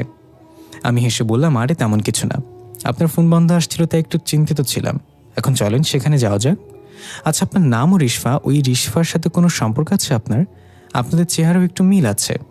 আমি বললাম, না, আমাদের শুধু নামই মিল। তবে রিশফাকে এটা নিয়ে জিজ্ঞাসা করেছিলাম আমি, সে বলল আস্তে আস্তে সব জানতে পারবো। দেখি কি জানতে পারি। আর স্যার আপনি আমাকে তুমি করে বলতে পারেন, আমি আপনার জুনিয়র। না না, আমি বিবাহিতা মহিলাদের আপনি করে বলি। আরে আপনাকে কি বললাম বিবাহিতা মহিলা? আমার কি এখনো বিয়ের বয়স হয়েছে নাকি? আচ্ছা, তাহলে আপনার এখনো বিয়ে হয়নি, কিন্তু তবু আপনাকে তুমি করে বলতে পারবো না। জামাই নিয়ে তো কি হয়েছে, বয়ফ্রেন্ড তো আছে, সেদিক দিয়ে আপনি আমার জুনিয়র, কারণ আমি সিঙ্গেল। আরে স্যার আমার বয়ফ্রেন্ডও নেই, আমি পিওর সিঙ্গেল, আমাকে তুমি করে বলতে পারেন, সমস্যা নেই। এটাই কনফার্ম করতে চাচ্ছিলাম। আচ্ছা এখন চলো তাহলে রিশফাকে খুঁজে বের করা যাক। আগে জানতে হবে রিশফা এখন কোথায় আছে। আমরা দুজনই 4 নম্বর রুমের সামনে দাঁড়িয়ে আছি। আমি স্যারকে বললাম, এই রুমেই আলমারিতে রিশফার মৃতদেহ দেখেছিলাম। স্যার আমার কথা শুনে মুখে আঙুল চেপে বলল, চুপ, কথা বলো না, এখানে কি আমাদের ফলো করছে? আমি চুপে আশেপাশে দেখতে লাগলাম। স্যার ধীরে ধীরে রুমে ঢুকে আলমারির কাছে গেল। আমিও তার পিছনে চুপচাপ দাঁড়িয়ে আছি আর এদিক ওদিক তাকাচ্ছি। আমরাও কেমন যেন মনে হচ্ছে এখানে আমরা দুজন ছাড়া অন্য কেউ আছে। স্যার আলমারির কপাটটা ধরে জোরে টান দিল। এবার দেখলাম সেখানে কিছুই ছিল না। আরে রিশফার মৃতদেহ তো এখানেই দেখেছিলাম আমি। স্যার আমার দিকে তাকিয়ে চোখের ইশারায় বলল, কোথায়? হঠাৎ করে রুমের দরজার দিক দিয়ে কেউ দৌড়ে চলে গেল। আমরা দুজন সাথে সাথে রুম থেকে বের হয়ে দেখলাম কেউ নেই। আমি বললাম, স্যার এই জায়গাটা এখন আমাদের ত্যাগ করা উচিত, এখানে ভালো কিছু হচ্ছে না। স্যার ফিসফিস করে বলল, সে চায় আমরা এই জায়গাটা ত্যাগ করি, আর আমি জানি এই জায়গায় রিশফার খোঁজ পাবো আমরা, তাই এখানে আমাদের আরও কিছু খুঁজতে হবে। ভয় পেও না, আমি থাকতে তোমার কোনো ভরসা নেই। আমি ফিক করে সাথে বললাম, রিশফা ঠিক বলেছিল আপনার ব্যাপারে, আপনি সিরিয়াস মুহূর্তে মজা করতে পারেন। হঠাৎ সামনে দেখলাম কালো বিড়ালটা 4 নম্বর রুম থেকে বের হয়ে দৌড়ে বাইরে গেল। এরপরই স্যার আমার মাথায় ধরে নিচু করে দিল। একটা ইটের টুকরো আমার মাথার উপর দিয়ে চলে গেল। মাথা নিচু না করলে আমার মাথা থেতলে যেত একদম। আমি জানি এটা তুই আবির, দূর থেকে এসব না করে সামনে আয়, তুই খুব ভালো করে জানোস এসব করে আমাকে ভয় দেখাতে পারবি না। এরপর ঠিক পেছন দিক থেকে কেউ বলল, তাহলে তুইও চলে এসেছিস, এবার আর বাঁচতে পারবি না তুই। আমার একসাথে পেছনে তাকালাম, দেখলাম সে আবির নামের ছেলেটা দাঁড়িয়ে আছে। স্যার বলল, এইসব তুই কেন করছিস? আমি তোদের জন্য ডরিয়ার মুখোমুখি হয়ে তোদের মুক্ত করেছিলাম, তাহলে এখানে কিভাবে এলি তোরা? আবির বলল, সব জানতে পারবি বন্ধু, কিন্তু একটা কথা মাথায় ঢুকিয়ে নে ভালো করে, যদি বাঁচতে চাস তাহলে এখান থেকে চলে যা, আমি চাই না তোকে মেরে ফেলতে। স্যার হাসতে হাসতে বলল, তুই আমাকে মারবি? তোর সে সাহস হবে নাকি? একটু ভেবে দেখ, ফালতু কথা বাদ দে এখন, অন্য সব প্রশ্নের কথা উত্তর পরে জানা যাবে। আগে বল, রিশফা কোথায়? আজ সকাল অবধি রিশফা এই মেয়ের সামনে ছিল, কিন্তু হঠাৎ সে উধাও হয়ে গেল। রিশফা এখানেই থাকতো, কিন্তু এই মেয়েটার বারবার আসার কারণেই রিশফাকে এখান থেকে অন্য কোথাও নিয়ে যাওয়া হয়েছে। বন্ধু হিসেবে বলছি, তুই এসব আর নিজেকে জড়াস না, এবার ডরিয়া তোকে মেরে ফেলবে। ধন্যবাদ বন্ধু উপদেশ দেওয়ার জন্য, আবার দেখা হবে আমাদের। চলো রিশফা, আমাদের কাজ হয়ে গেছে। আমি স্যারের সাহস দেখে সত্যি অবাক না হয়ে পারলাম না। স্যার আবিরের কোনো কথার পাত্তা না দিয়ে সোজা বের হয়ে আসলো সেখান থেকে। আমিও তার সাথে বের হয়ে এলাম। আমি বললাম, স্যার এখন কি হবে? সে তো কিছুই বলল না। সে যা বলেছে তাই যথেষ্ট এখানকার জন্য, বাকি প্রশ্নের উত্তর পরে জানতে পারবো। রিশফার মৃতদেহ কোথায় নিয়ে গেছে সেটা আমি জানি। এখন কথা হলো, আবির তো মৃত, এসব কিছু ওর একার পক্ষে করা সম্ভব না। এর পেছনে অন্য কেউ আছে, যে এখনও বেঁচে আছে। কে সে? আমাদের খুঁজে বের করতে হবে। আচ্ছা, এমন কিছু কি আছে যেটা তুমি আমাকে বলনি এখনো? আমি একটু ভেবে বললাম, না স্যার, তেমন কিছু নেই, তবে আমার রুমের এক বড় আপু আছে, তার নাম আলিশা। সে কিভাবে যেন এসব জেনে গিয়েছে এবং আমাকে হুমকি দিয়েছে যেন এসব থেকে দূরে থাকি। স্যার খুব অবাক হয়ে বলল, কি নাম বললে? আলিশা? আর এই কথা এখন বলছো তুমি আমাকে? আমরা পেয়ে গেছি সেই মানুষটাকে, সেই বেঁচে থাকা মানুষটাই আলিশা, কারণ আলিশা আবিরের বড় বোন। আমি বেশ অবাক হয়ে বললাম, কি বলছেন স্যার? আলিশা আপু তাহলে আবিরের বোন, আর এই জন্যই সে আমাকে হুমকি দিয়েছে? তার মানে আনিসা আপু এখন এইসব কিছুর পেছনে? সব কিছুর পেছনে বললে ভুল হবে, আনিসা আপু এই রহস্যর একটা অংশ মাত্র। সব কিছুর পেছনে আছে ডোরিয়া। এখন তুমি হোস্টেলে ফিরে যাবে, তারপর আনিসা আপুর সামনে এমনভাবে কথা বলবে যেন আমরা জেনে গিয়েছি রিশফা এখন কোথায় আছে। তাকে তুমি হোস্টেলের বাইরে আসতে বাধ্য করবে, তাহলে রিশফাকে আমাদের কষ্ট করে খুঁজতে হবে না। আনিসা আপুই নিয়ে যাবে আমাদের রিশফার কাছে। আমি বললাম, ঠিক আছে, আমি যাচ্ছি। আপনি এখন কি করবেন? বাসায় চলে যাবেন নাকি? না, আমি দেয়াল টপকে বাইরে গিয়ে অপেক্ষা করব। আনিসা আপু তোমার কথার ফাঁদে পড়লেই বের হব, তা আমাদেরকে অনুসরণ করতে হবে তাকে। আর এমনিতেও আমি বাসায় বন্দি হয়ে বেশিক্ষণ থাকি না, বাইরের জগৎটা আমার ভালো লাগে, কারণ আমার মামা বলেছিল, থাকবো না বদ্ধ করে দেখবে এবার জগৎটাকে কেমন করে ঘুরছে মানুষ যুগান্তরের ঘূর্ণিপাকে। আমি হাসতে হাসতে বললাম, এটা আপনার মামা বলেনি, কাজী নজরুল ইসলাম বলেছে। আমার মা ওনাকে ভাই মানে, সেই হিসেবে তো উনি আমার মামাই হন। এটা শুনে আমি তো প্রায় হাসতে হাসতে গড়াগড়ি খাওয়ার অবস্থা। স্যার, আপনার না অদ্ভুত একটা ক্ষমতা আছে মানুষ হাসানোর, যা সবাই পারে না। এটা বলেই চলে আসলাম হোস্টেলে। স্যার দেয়াল টপকে বাইরে চলে গেল। নিজেকে খুব শান্ত করে রুমে ঢুকলাম। দেখলাম দুই বড় আপু বই পড়ছে, আর আনিসা আপু জানলার কাছে দাঁড়িয়ে এক পলকে কি যেন দেখছে। উনি খেয়াল করেনি আমি রুমে এসেছি। আমি ওয়াশরুমে গিয়ে মুখে পানি দিয়ে আয়নার দিকে তাকিয়ে ভাবতে লাগলাম, আনিসা আপুকে কীভাবে ভরকে দেওয়া যায়। ওয়াশরুম হলো ভাবনা চিন্তা করার সবচেয়ে পারফেক্ট জায়গা। বড় বড় সমস্যার সমাধান ওয়াশরুমে বসেই পাওয়া যায়। হঠাৎ ওয়াশরুমের লাইটটা নিভে গেল। ভাবলাম হয়তো কারেন্ট চলে গিয়েছে, তাই বেরিয়ে আসার জন্য দরজাটায় টান দিলাম, কিন্তু খুলছে না সেটা। মনে হচ্ছে কেউ বাইরে থেকে লক করে রেখেছে। আমি জোরে জোরে দরজায় বাড়ি দিলাম কয়েকবার, কিন্তু কারোর কোনো সারা শব্দ নেই। আমি অনুভব করলাম আমার পেছনে কেউ নিঃশ্বাস ফেলছে, যেমনটা মানুষ অনেক কাজ করে ক্লান্ত হলে। আমি পেছনে তাকানোর সাহস করলাম না। আরও কয়েকবার দরজায় বাড়ি দিয়ে চিৎকার করে ডাকলাম, আপু কেউ দরজাটা খুলেন। কারো কোনো সারা শব্দ না পেয়ে হাত মুষ্টিবদ্ধ করে পেছনের দিকে জোরে চালিয়ে দিলাম। কি, এখানে তো কেউ নেই। হঠাৎ একটা শক্তিশালী হাত আমার ঘাড় চেপে ধরে ফেলল। আমি এদিক ওদিক তাকাতে পারছিলাম না, নিজের হাত দিয়ে ছাড়ানোর চেষ্টা করেও ব্যর্থ হলাম। হাত দিয়ে স্পর্শ করে বুঝতে পারলাম এটা একটা লোমশ খসখসে হাত। সামনেই পানির বালতি ছিল, সে আমাকে মাথাটা পানির বালতিতে চেপে ধরল। এরপর আপনা আপনি পানির কল চালু হয়ে গেল। বালতিটা ধীরে ধীরে পানিতে ভরপুর হতে লাগলো। এক পর্যায়ে আমার নাক মুখ ডুবে গেল। আমি নিঃশ্বাস নিতে পারছিলাম না, তখন আমার কান পানির বাইরে ছিল। আমি শুনতে পেলাম সে বলছে, তোকে কয়েকবার সতর্ক করার পরও তুই সবকে নিজেকে জড়িয়ে নিচ্ছিস। এটা তোর জন্য শেষ সতর্কবার্তা। এর পরের বার তোকে পেলে টুকরো করে কেটে ফেলবো। এরপর সে আমার ঘাড় ছেড়ে দিল। আমি পানি থেকে মুখ বের করে প্রাণ ভরে নিঃশ্বাস নিতে লাগলাম। আরেকটু হলে আমি মারা যেতাম। প্রায় 5 মিনিট পর নিজেকে শান্ত করে ওয়াশরুম থেকে বের হলাম। দেখলাম যে যার মতো বই পড়ছে, আর আনিসা আপু এখনও জানলা দিয়ে বাইরে তাকিয়ে আছে। মানে এতক্ষণ যা কিছু হলো তার ব্যাপারে তারা কোনো টেরই পায়নি। আমি ঠিক করলাম এইসব থেকে নিজেকে গুটিয়ে নিব। শুধু শুধু অন্য কারোর জন্য নিজের জীবন দিব কেন? আমি যা হয়েছে সব ভুলে যাব।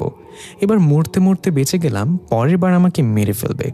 কিন্তু শেষ একটা সাহায্য করে দেই, আনিস আপুকে একটু ভরকে দেয়া যাক, বাকিটা গালিব স্যার সামলে নেবে। আমি শুধু শুধু ফোনটা কানে দিয়ে বললাম, হ্যাঁ স্যার বলেন। তারপর একটু চুপ থেকে বললাম, তাই নাকি? আপনি জেনে গিয়েছেন রিশফা কোথায় আছে? ঠিক আছে স্যার, আমি এখনই আসছি। আর চোখে তাকিয়ে দেখলাম জানলার কাছে আনিসা আপু রাগান্বিত দৃষ্টিতে আমার দিকে তাকিয়ে আছে। সে পারছে না আমাকে চিবিয়ে খেয়ে নিতে। আমি তাড়াতাড়ি করে হোস্টেল থেকে বের হলাম। দেখলাম স্যার সেখানেই গাছের কোণে দাঁড়িয়ে অপেক্ষা করছে। আমাকে দেখে এগিয়ে আসলো এবং বলল, তুমি কি তাকে ভর্তি দিতে পেরেছ? হ্যাঁ, হয়তো কিছুক্ষণের মধ্যে উনি বের হবেন হোস্টেল থেকে। আর একটা কথা, আমি আর এসবের ভিতরে নেই।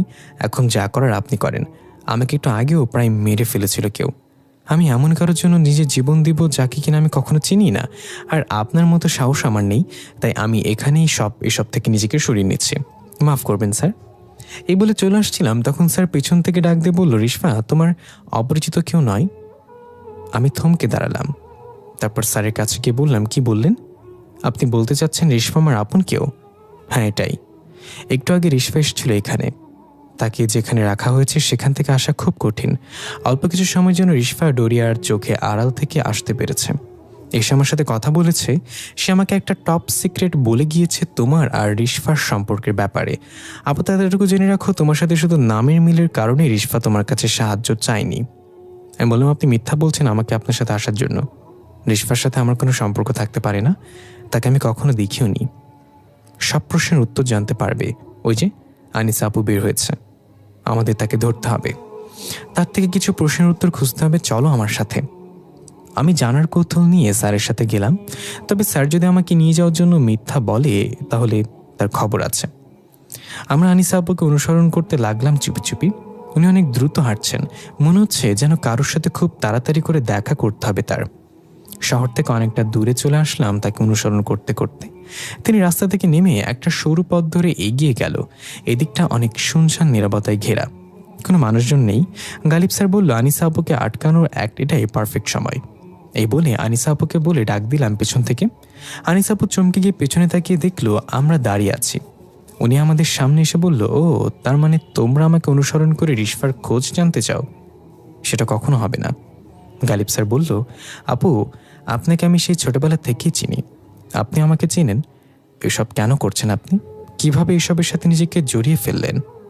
আনিসা আপু বলল, আমি যা করছি তা আমার মৃত ভাইয়ের জন্য করছি। তুমি যখন রিশফাকে মুক্ত করার জন্য কাজে ব্যস্ত ছিলে, তখন একদিন আবির আসে আমার কাছে। আমি তখনও জানি না আবির মারা গিয়েছে। আমি আবিরকে দেখে ভাই বলে জড়িয়ে ধরতে গেলে আমাকে থামিয়ে দিয়ে সব কিছু খুলে বলল। খুব কষ্ট পেয়েছিলাম নিজের একমাত্র ভাইটার মৃত্যুর কথা শুনে। আমার ভাই বোন কখনো বাবা মায়ের ভালোবাসা পায়নি। তারা সবসময় নিজেদের ঝগড়া নিয়ে ব্যস্ত ছিল। আবির আমাকে বলেছিল সে বেঁচে থাকার চেয়ে মরে গিয়ে বেশি শান্তিতে আছে। তখন তাকে অবহেলা করার মতো কেউ নেই, তাই সে মুক্ত হয়ে চলে যেতে চায়নি। সে চেয়েছিল আমাদের সবার মাঝে থাকতে। কিন্তু রিশফা মুক্ত হয়ে গেলে আবিরও মুক্ত হয়ে যেত সেদিন। তাই আবিরই ডোরিয়াকে তোমাদের সব প্ল্যান জানিয়ে দিয়েছিল। আচ্ছা, তার মানে আবিরের কারণ এসব হয়েছে, কিন্তু আমি তো আমার কাজ করে ফেলেছিলাম। রিশফাকে আয়নার টুকরোটা দিয়ে আঘাত করেছিলাম, তারপরও কেন এমনটা হলো? আনিস আপু এসে বলল, আবির জানতো তুমি কোনো না কোনোভাবে এই কাজ সফল হবেই, তাই সে অতিরিক্ত একটা কাজ করে রেখেছিল। আমার কাছে আবির বলেছিল রিশফার মৃতদেহটা কবর থেকে তুলে আনতে হবে। রিশফার মৃতদেহ তুলে এনে ডোরিয়াকে দিলে সে চাইলেও আর মুক্ত হতে পারবে না। আমি প্রথমে এটা করতে ভয় পেলেও ভাইয়ের মুখের দিকে তাকিয়ে এটা করেছিলাম সেদিন। ভাইটা বেঁচে থাকতে অনেক কষ্ট পেয়েছে, অন্তত মরার পর একটু ভালো থাকুক। আনিসা আপু, আপনি যেটা করেছেন সেটা প্রকৃতির বিরুদ্ধে। মরার পর এই পৃথিবীতে থাকা যায় না, এটা অন্যায়। আপনি অনেক বড় ভুল করেছেন। আনিসা আপু উল্টো হাঁটা দিয়ে চলে যেতে যেতে বলল, আমার ভাইয়ের জন্য আমি সব রকম অন্যায় করতে পারি, আমার কাছে কারোর জবাবদিহি করতে হবে না। আর তোমরাও বাঁচতে চাইলে রিশফাকে মুক্ত করার চিন্তা বাদ দিয়ে চলে যাও। আচ্ছা, একটা কথা বলে যান আপু, রিশফা মারা গিয়েছে প্রায় 1 বছর আগে, তার মৃতদেহ এখনও এত তাজা কিভাবে?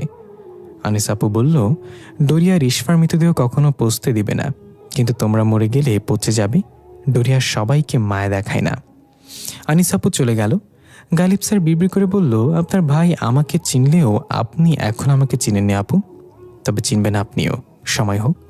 আমি বললাম, আমরা তো জানতে পারলাম না রিশফা এখন কোথায় আছে। তাকে ডাক না দিয়ে তাকে অনুসরণ করলে হয়তো সে আমাদের সেখানে নিয়ে যেত। সেটা আর জানার দরকার নেই। রিশফা তখন এসে আমাদেরকে বলে গিয়েছে কোথায় গেলে তাকে আমরা পাবো। তবে তার আগে আমাদের রিশফার কবরের কাছে যেতে হবে। সেখানে একটা নারিকেল গাছ আছে, নারিকেল গাছের মাথায় একটা তাবিজ রাখা আছে। সেই তাবিজটা যদি খুঁজে পুড়ে দিতে পারি তাহলে রিশফা তার শক্তি ফিরে পাবে। তুমি তো এখনো রিশফার ভয়ঙ্কর রূপ দেখোনি, আমি দেখেছি। সে ভয়ঙ্কর রিশফাকে ফিরিয়ে আনতে হবে। এখন চলো। আমি রাগ হয়ে বললাম, আমি যাব না। আমি বলেছিলাম এসবে আর নিজেকে জড়াতে চাই না, কিন্তু আপনি বললেন রিশফা কিছু জানিয়েছে আপনাকে। আমাকে এই মুহূর্তে বলবেন রিশফার সাথে আমার সম্পর্ক কি? গালিব স্যার আমার কাছে এসে কাঁধে হাত রেখে বলল, রিশফা তোমার অপরিচিত কেউ না, সে তোমার নিজের মায়ের পেটের ছোট বোন। না, এটা হতে পারে না। রিশফা কিভাবে আমার বোন হবে? আমি যখন খুব ছোট ছিলাম তখনই আমার মা মারা গিয়েছে, আর আমি আমার মায়ের একমাত্র মেয়ে। আপনি আমার সাথে মিথ্যা কথা বলছেন। দেখো, আমি জীবনে কখনো মিথ্যা কথা বলিনি, শুধু মাঝে মাঝে সত্য গোপন করেছি। কিন্তু এটা সত্যি কথা, রিশফা তোমারই ছোট বোন। তোমাদের দুজনের বাবা আলাদা হলেও মা কিন্তু একজনই। আচ্ছা, তুমি কি তোমার মাকে মরতে দেখেছো বা তার কবর কোথায় সেটা দেখেছো? না স্যার, আমি তখন খুব ছোট। বাবার মুখ থেকে শুনেছি মা মারা গিয়েছে, আর এতদিন আমি সেটাই জেনে আসছিলাম। তোমার বাবা আর মায়ের বিয়েটা ছিল প্রেমের বিয়ে। পরিবারের অমতে বিয়ে করার কারণে তোমার দাদু বাড়ির কেউ সেটা মন থেকে মেনে নেয়নি। বিয়ের পরদিন যতই যাচ্ছিল তোমার মায়ের উপর অত্যাচারের মাত্রা তত বাড়ছিল। এইসব নিয়ে তোমার বাবার সাথে প্রতিদিন তোমার মায়ের কথা কাটাকাটি হতেই থাকে। তোমার বাবাও বিয়ের পর অনেক পরিবর্তন হয়ে যায়। তার স্ত্রীর প্রতি হওয়া অত্যাচার তার কিছু আসতো যেত না। অবশেষে বছর না ঘুরতেই তাদের কোলজুড়ে একটা ফুটফুটে কন্যা সন্তান এলো। নাম রাখা হলো রিশফা। সেটাই ছিলে তুমি। তোমার মা ভেবেছিল হয়তো এবার সবাই তাকে ভালোবাসবে। সত্যি বলতে তারা কখনোই তোমার মাকে বাড়ির বউ হিসেবে গ্রহণ করেনি। তাই তুমি জন্ম নেওয়ার পরও তারা তাদের অবহেলা চালিয়ে যেতে লাগলো। তোমার বাবা তখন সম্পূর্ণ আলাদা একজন মানুষ। তোমার বয়স তখন 1.5 মাসের মতো হবে। হঠাৎ তোমার আব্বু তার পরিবারের পছন্দে বিয়ে করার জন্য রাজি হয়ে গেল। তোমার মায়ের মাথায় যেন আকাশ ভেঙে পড়ল। অনেক কান্নাকাটি করেও তোমার মা তাদের মন গলাতে পারেনি সেদিন। তোমার মাকে আনুষ্ঠানিকভাবে ডিভোর্স দেওয়া হলো, কিন্তু তোমাকে রেখে দিল তাদের কাছে। তোমার মা সবার পায়ে ধরেছিল যেন তোমাকে দিয়ে দেয় অন্তত, কিন্তু তারা দেয়নি। তোমার মাকে খালি হাতে সে বাড়ি থেকে বের করে দেয়া হয়েছিল সেদিন। আর তোমাকে ছোটবেলা থেকে জানিয়ে এসেছে তোমার মা মারা গিয়েছে। আমি অশ্রুসিক্ত চোখে গালিব স্যারের দিকে তাকিয়ে আছি। বুক ফেটে কান্না পাচ্ছে আমার। হিচকি তুলতে তুলতে বললাম, তারপর কি হয়েছিল? তারপর তোমার মা তার বাবার বাড়িতে চলে আসে। তার বাবা তাকে ফেলে দেয়নি সেদিন, বুকে জড়িয়ে নিয়েছিল নিজের আদরের মেয়েকে।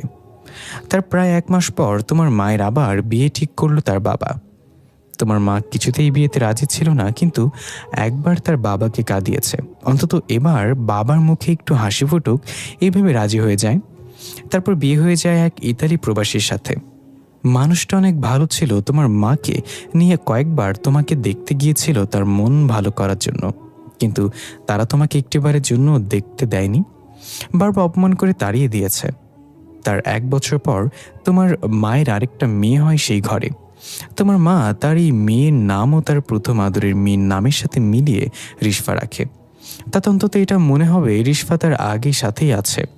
সে তোমার ছোট বোনের মাঝে তোমাকে খুঁজে পেত, কিন্তু সৃষ্টিকর্তার কি অপার খেলা দেখো, সে তার মেয়েকেই হারিয়ে পাগল হয়ে গেল। আর আজকে এত কিছু সচ্ছে সেই রিশফাকে হারানোর কষ্টেই। রিশফা তোমার পর না, তোমারই ছোট বোন। তোমরা একই মায়ের মেয়ে? আমি হাওমাও করে কেঁদে স্যারকে জড়িয়ে ধরলাম। আমার বোন আমার কাছে মৃত্যুর পর এসে দেখা দিয়েছে। যেই মাকে আমি ছোটবেলা থেকে মৃত ভেবে এসেছি, সেই মা বেঁচে ছিল এতদিন। আমি কেন এসব আগে জানলাম না? গালিব স্যার আমার চোখের পানি মুছে দিয়ে বলল, এখন তো জেনেছ, এবার হোস্টেলে চলে যাও। নিজেকে আর ক্লান্ত করো না, বাকিটা আমি সামলাতে পারবো। আমি চোখ মুছতে মুছতে বললাম, কি বলছেন স্যার? আমার বোন মৃত্যুর পরও কষ্ট পাচ্ছে আর আমি গিয়ে আরাম করব? আমি আপনার সাথে আসবো, আমি আমার বোনের জন্য সব করতে পারবো। গালিব স্যার হাসতে হাসতে বলল, তাই নাকি? একটু আগে তো বলছিলে অপরিচিত কারোর জন্য তুমি নিজেকে বিপদে ফেলতে পারো না, তুমি এসব থেকে নিজেকে সরিয়ে নিতে চাও। এখন যখন জানতে পারলে রিশফা তোমার বোন, তখন একেবারে দরদ উতলিয়ে পড়ছে। আমি তো রিশফার কেউ হই না, রিশফার সাথে আমার কোনো রক্তের সম্পর্কও নেই। কই, আমি তো একবারও পিছিয়ে যাওয়ার কথা মাথায় আনিনি, কারণ কেউ বিপদে পড়লে আমি সম্পর্ক খুঁজি না। বিপদে পড়া প্রত্যেকটা মানুষই আমার আপনজন, আর এটাই আমার ধর্ম, এটাই মানব ধর্ম। এখন যাও তুমি, আমি একাই পারবো, আমার কাউকে দরকার নেই। আমি স্যারের পায়ে পড়ে গেলাম, কাঁদতে কাঁদতে বললাম, প্লিজ স্যার, আমার ভুল হয়ে গেছে, আমাকে মাফ করে দেন। আজ থেকে আমার ধর্ম মানব ধর্ম, বিপদে পড়া কাউকে আমি আর পর ভাববো না। প্লিজ স্যার, আমাকে আমার বোনের কাছে নিয়ে যান। স্যার আমাকে উঠিয়ে বললো, হয়েছে হয়েছে, এবার কান্না থামাও, কাঁদলে তোমাকে শাকচুনির মতো বড় খালার ভাতিজির মতো লাগে। এখন চলো, আমাদের তাড়াতাড়ি যেতে হবে। আমি ফিক করে এসে দিয়ে বললাম, স্যার আপনি পারেন না বটে, চলেন চলেন, রিশফা আমাদের অপেক্ষায়। রিশফার কবরটা ওদের বিল্ডিংয়ের ঠিক পেছনে। আনিসা আপু কবর থেকে মৃতদেহ নিয়ে আবার আগের মতো করে দিয়েছে কবরটা। একটা মেয়ে হয়ে এত কঠিন কাজটা কিভাবে করলো সে মাথায় আসছে না। কবরের পাশে ছোট্ট একটা নালা, এখানে রিশফাকে মেরে ফেলে দিয়েছিল তারা। আর একটু দূরেই নারকেল গাছটা বড় দৈত্যর ন্যায় দাঁড়িয়ে আছে। গাছের মাথায় তাবিজ রাখা, এটা নিয়ে পুড়িয়ে দিতে হবে। নারিকেল গাছের সামনে গিয়ে দুজনের দিকে তাকালাম। আমি বললাম, তাকিয়ে আছেন স্যার, গাছে উঠে তাবিজটা নিয়ে আসেন। হ্যাঁ উঠবো, তবে একটা সমস্যা আছে। আসলে আমি গাছে উঠতে পারি, কিন্তু নামতে পারি না। স্যার এখন মজা না করে তাড়াতাড়ি ওঠেন গাছে, দরকার পড়লে আমি আপনাকে গাছ থেকে নামিয়ে আনবো। প্রায় সকাল হয়ে আসছে, লোকজনের আনাগোনা শুরু হয়ে গেল, আমাদের কাজ কঠিন হয়ে যাবে। হ্যাঁ ঠিক বলেছ। এই বলে গাছে উঠতে যাব, এমন সময় নালার পানিতে বড় কিছু একটা পড়ার শব্দ হলো। আমি তাকিয়ে দেখলাম নালার পানি এখনও দোল খাচ্ছে। এগিয়ে গেলাম সেদিকে, তেমন কিছুই চোখে পড়ল না। হঠাৎ পানি থেকে লতা পাতার মতো কিছু একটা উঠে এসে মুহূর্তের মধ্যে আমার পায়ে পেঁচে আমাকে টান মেরে পানিতে নিয়ে যেতে লাগলো। গালিব স্যার খপ করে আমার হাত ধরে ফেললো, কিন্তু উনি আমাকে টেনে ধরে রাখতে পারছিল না। আমাকে প্রায় পানিতে টেনে নিয়েছে, তখন স্যার পকেট থেকে একটা চাকু বের করে আমার হাতে দিয়ে বলল, ভয় পাবে না, আমি তোমার ধরে রেখেছি, তুমি চাকু দিয়ে লতাগুলো কেটে ফেলো। আমি স্যারের কথা মতো লতাগুলো কাটতে লাগলাম। এক পর্যায়ে সেগুলো কেটে নিজেকে মুক্ত করলাম। স্যার না থাকলে আমাকে পানিতে ডুবিয়েই নিয়ে যেত আজ। এখানে বেশিক্ষণ থাকা যাবে না, তুমি চাকুটা নিয়ে নিচে অপেক্ষা করো, আমি তাবিজটা নিয়ে আসছি। গালিব স্যার বাদুরের মতো লাফিয়ে লাফিয়ে নারকেল গাছে উঠে গেল। আমি চাকু নিয়ে নিচে অপেক্ষা করছি। গাছের উপরে এখান থেকে কিছু দেখা যাচ্ছে না। প্রায় 5 মিনিট হয়ে গেল, স্যারের কোনো সারা শব্দ নেই। আমি একটু জোরে ফিসফিস করে ডাক দিলাম, স্যার আপনি কোথায়, তাবিজটা কি পেয়েছেন? কিন্তু স্যারের কোনো সারা শব্দ নেই। এবার একটু ভয় হলো আমার, স্যারের কোনো বিপদ হলো না তো? আমি গাছের চারপাশে ঘুরে ঘুরে উপরে দেখতে লাগলাম, না স্যারকে তো দেখা যাচ্ছে না। এবার আমি কি করব ভেবে পাচ্ছি না। আমি হন্তদন্ত হয়ে গাছের ওপর থেকে এক ছুঁয়ে নিচে পড়ল স্যার। আমি দৌড়ে গিয়ে তাকে ধরে বললাম, স্যার কি হয়েছে, এতক্ষণ কই ছিলেন? স্যার কোনো কথা বলতে পারছিল না, শুধু জোরে জোরে নিঃশ্বাস নিচ্ছিল, মনে হচ্ছে যেন মরতে মরতে বেঁচে গিয়েছে। দৌড়ে গিয়ে নালা থেকে ওড়না ভিজিয়ে এনে স্যারের মাথায় পানি দিলাম। খেয়াল করলাম তার চেহারায় কয়েকটা ক্ষতের দাগ, মনে হচ্ছে যেন কোনো প্রাণীর নখের আঘাত এগুলো। সেখান থেকে রক্ত বের হচ্ছে, গলায় আঙ্গুলের ছাপ, তার মানে কেউ তার গলা চেপে ধরে রেখেছিল। বুঝতে পারলাম গাছের উপরে খারাপ কিছু হয়েছে তার সাথে। স্যার কোনোভাবে উঠে দাঁড়িয়ে আমার হাতে পুটলির মতো কিছু একটা দিয়ে বলল, এটা ধরে রাখবা, যতক্ষণ এটাতে আগুন ধরে তোমার কষ্ট হলেও আমি বলার আগ পর্যন্ত এটা ছাড়বে না। আমি স্যারের কথা মতো সেটা ধরে রাখলাম। স্যার লাইটার বের করে সেটাতে আগুন দেওয়ার চেষ্টা করলো কয়েকবার, কিন্তু কিছুতেই সেটাতে আগুন লাগছে না। স্যার বলল, পানি দিয়ে ভেজানো লাগবে এটা। স্যার আমার হাত থেকে তাবিজটা নিয়ে নালার কাছে গিয়ে ওটা সহ হাত ডুবিয়ে দিল পানিতে। হঠাৎ মনে হলো কিছু একটা স্যারের হাত টেনে ধরেছে। স্যার আমাকে বলল, লাইটার জ্বালিয়ে রাখো, আমি হাত উঠানোর সাথে সাথে এটাতে আগুন দেব। আমি লাইটার জ্বালিয়ে তৈরি হয়ে থাকলাম। স্যার চেষ্টা করছে হাত উঠিয়ে আনার। এক চিৎকার দিয়ে জোরে টান মেরে হাতটা ছাড়িয়ে নিয়ে এলো। আমি সাথে সাথে স্যারের হাতের তাবিজটাকে আগুন দিয়ে দিলাম। এবার দাও দাও করে আগুন জ্বলে উঠল, আর চারপাশ থেকে একটা মেয়ে কণ্ঠের আত্মচিৎকার ভেসে আসলো। মনে হচ্ছে যেন মেয়েটা পুড়ে যাচ্ছে এই আগুনে। ধীরে ধীরে তাবিজটা পুরে বাতাসে মিশে গেল। স্যার বলল, এখন এখান থেকে যেতে হবে আমাদের। আশ্চর্যের ব্যাপার হলো, ওই আগুনে স্যারের হাতের কিছুই হয়নি। যাওয়ার সময় স্যার রিশফার কবর থেকে এক মুঠো মাটি নিয়ে নিল। জানি না এটাতে কী করবে সে। আমি দৌড়ে সেখান থেকে চলে এলাম। তখন প্রায় সকাল হয়ে গিয়েছে। মানুষজন রাস্তায় হাঁটাচলা করছে। দেখলাম স্যার খুব আহত, তবুও যেন তার কোনো মাথা ব্যথা নেই। আমি স্যারকে বললাম, স্যার আমাদের হাসপাতালে যাওয়া দরকার, আপনার ক্ষত থেকে এখনও রক্ত বেরোচ্ছে, আপনি আহত। স্যার বলল, আমি যখন গাছের একদম মাথায় উঠেছি তাবিজটা খুঁজছিলাম, ঠিক তখন পেছন থেকে কেউ আমার গলা চেপে ধরল। আমি আগে জানতাম এখানে তাবিজ পাহারা দেওয়ার জন্য কেউ না কেউ তো থাকবে, তাই আগে আমি নিজের পজিশন ঠিক করলাম যাতে গাছ থেকে পড়ে না যায়। আমি ধীরে ধীরে বললাম, পেছন থেকে হামলা করলি, তোদের মনিব যেমন কাপুরুষ তোরাও তেমন কাপুরুষ, সাহস থাকলে সামনে আয়। এটা শুনে আমার গলা থেকে হাত সরে গেল। এরপর দেখলাম একটা কালো বিড়াল নারকেল গাছের পাতার উপর দিয়ে হেঁটে আসছে। ততক্ষণে আমি তাবিজ পেয়ে গিয়েছি। গাছ থেকে নামতে যাব তখনই বিড়ালটা আমার উপর আক্রমণ করে বসে। তার ধারালো নখ দিয়ে আমার মুখে কয়েকটা আঁচড় লেগে যায়, কিন্তু আমি তাকে ছিটকে ফেলে দ্রুত নিচে নেমে যাই। আমি আবেগে আপ্লুত হয়ে স্যারের হাত ধরে বললাম, স্যার আপনি আমার জীবনে দেখা সেরা একজন মানুষ। কোনো সম্পর্ক না থাকার পরেও একটা মেয়ের জন্য নিজের জীবনকে এতটা ঝুঁকিতে ফেলেছেন। আর আমি স্বার্থপরের মতো সবসময় শুধু নিজের কথাই চিন্তা করে গিয়েছি। আপনার জন্য আমি আমার মা আর বোনের কথা জানতে পেরেছি। অনেক অনেক ধন্যবাদ স্যার। আমার মামা বলেছিল, ধন্যবাদ না বলে ভালোবাসি বলার অভ্যাস করুন, সিঙ্গেল মুক্ত দেশ করতে সাহায্য করুন। আমি হাসতে হাসতে বললাম, স্যার আপনি এমন কেন? আহত অবস্থা তো মজা করতে হবে। চলেন আগে হাসপাতালে যাই, কি যা করার তা করব। হঠাৎ একটা লোক আমার সামনে এসে দাঁড়িয়ে বলল, আবার দেখা হয়ে গেল আমাদের, তাই না?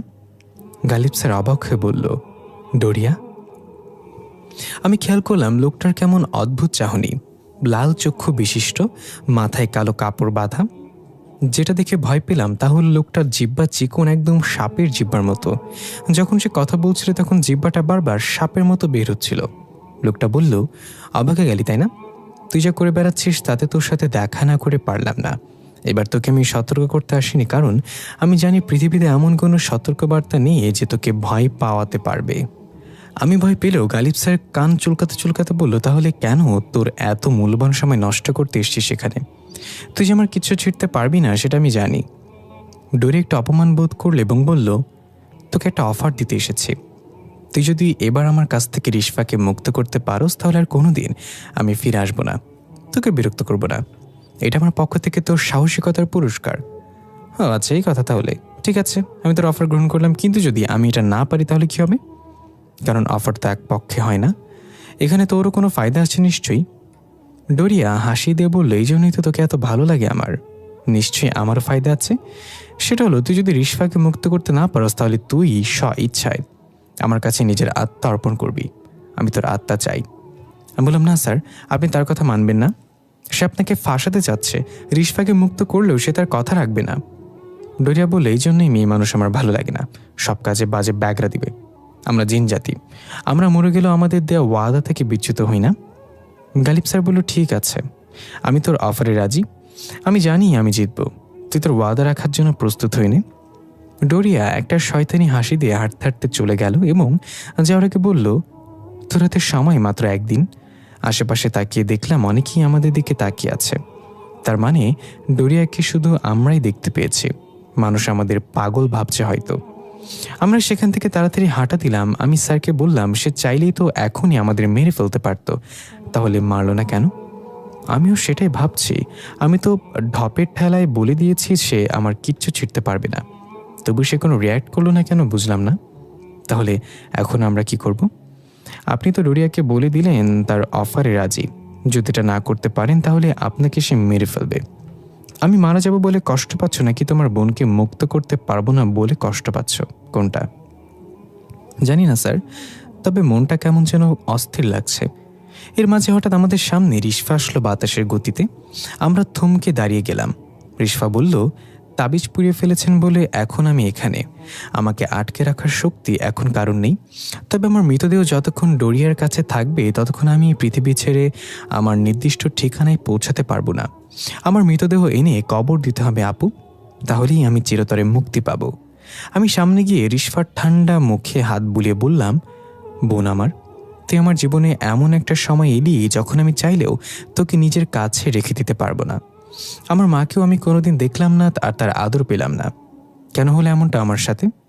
রিশফা বলল, আপু, সৃষ্টিকর্তা হয়তো এভাবেই আমাদের ভাগ্য লিখে রেখেছেন। আমরা চাইলেও তো আমরা আমাদের ভাগ্য পরিবর্তন করতে পারি না। মা তোমাকে অনেক ভালোবাসতো, আমার কাছে সব সময় তোমার কথা বলতো। আমিও ভাবতাম বড় আপু থাকলে আমাকে খুব আদর করতো, অনেক খুনসুটি ঝগড়া অভিমান হতো। কিন্তু একটা দেয়াল ছিল আমাদের মাঝে, সে দেয়ালটা ভাঙা পর্যন্ত আমরা আর বেঁচেই থাকলাম না। গালিব স্যার বলল, তোমাদের দুই বোনের কান্নাকাটি শেষ হলে কাজের কথা বলি তাহলে। ডোরিয়াকে হারাতে হলে আমাদের কি করতে হবে সে ব্যাপারে কিছু বলো রিশফা।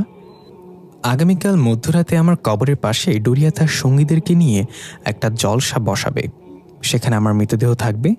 জলসা শেষে ডোরিয়া তার সঙ্গীদেরকে আদেশ করবে আমার মৃতদেহকে টুকরো টুকরো করে জঙ্গলে ছড়িয়ে ছিটিয়ে দিতে, যাতে আপনি কখন আমার দেহ কবর দিতে না পারেন।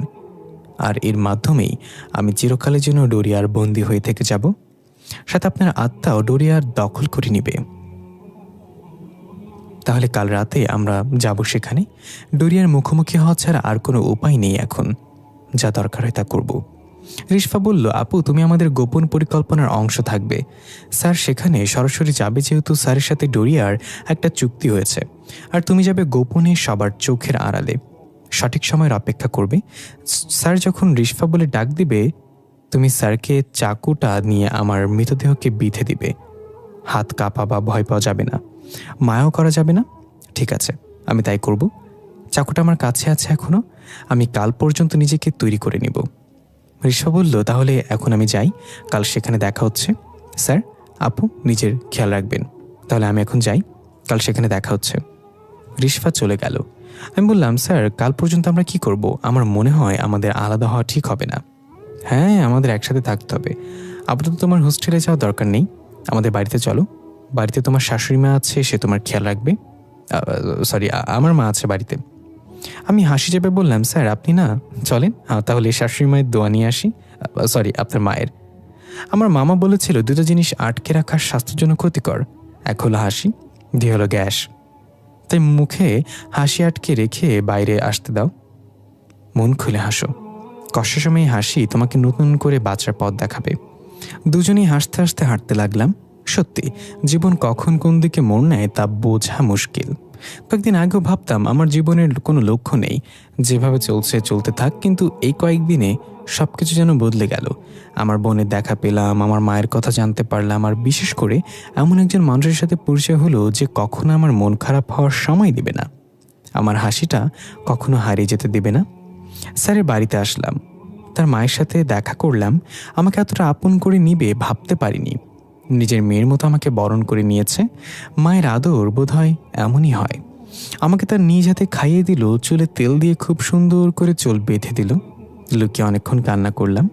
ছোটবেলা থেকে অযত্নে বেড়ে ওঠা একটা মানুষের কাছে এই ভালোবাসা অনেক বড় উপহার। আমি স্যারের মাকে জিজ্ঞাসা করলাম, আচ্ছা আন্টি, গালিব স্যার যে কোথায় যায়, কি করে বেড়ায়, সেটা কি আপনি চিন্তা করেন না? আন্টি বলল, গালিবকে আমি আমার নিজের আদর্শে বড় করেছি মা। ও যদি বছরখানেকের জন্য বাসায় না ফিরে আমার চিন্তা হয় না, কারণ আমি জানি গালিব কখনো কোনো অন্যায় কাজ করবে না আর মানুষের বিপদে নিজের জীবন উৎসর্গ করে দিবে। সত্যি পথে থাকতে গিয়ে যদি ওর মৃত্যু হয় আমি ওর জন্য গর্ব করব।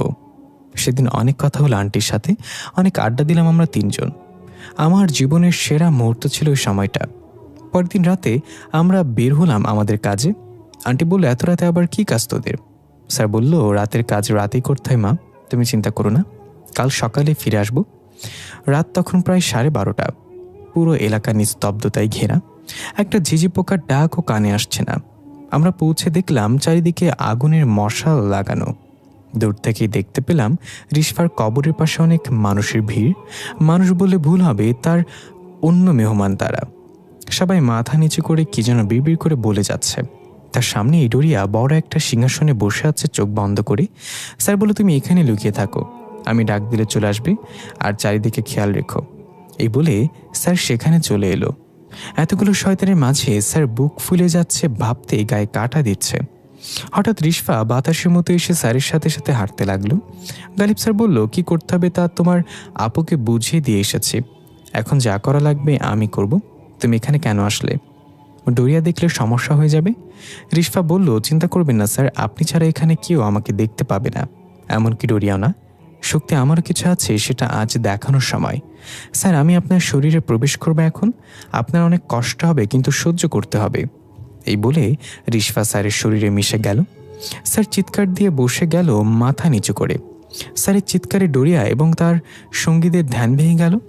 ডোরিয়া বলল, এসে গিয়েছিস আত্মা দেওয়ার জন্য, এবার তুই হেরে যাবি সেটা জেনেও এই খেলা অংশগ্রহণ করেছিস। ওখানে বসে আছিস কেন? এই আগুনের বৃত্তের ভেতরে এসে বস, এত আয়োজন শুধু তোরই জন্য। স্যার কোনো কথা বলছে না, নড়াচড়াও করছে না, শুধু মাথা নিচু করে বসে আছে মূর্তির মতো। ডোরিয়া চিৎকার করে বলল, তুই আসবি এখানে নাকি আমরা তোকে টেনে হেঁচড়ে নিয়ে আসবো? এবার স্যারের কোনো সারা শব্দ নেই। স্যারের কোনো সারা শব্দ না পেয়ে ডোরিয়া তার এক অনুসারীকে হাতের ইশারায় বলল, ওকে এখানে এনে আগুনের বৃত্তের মাঝে বসিয়ে দে।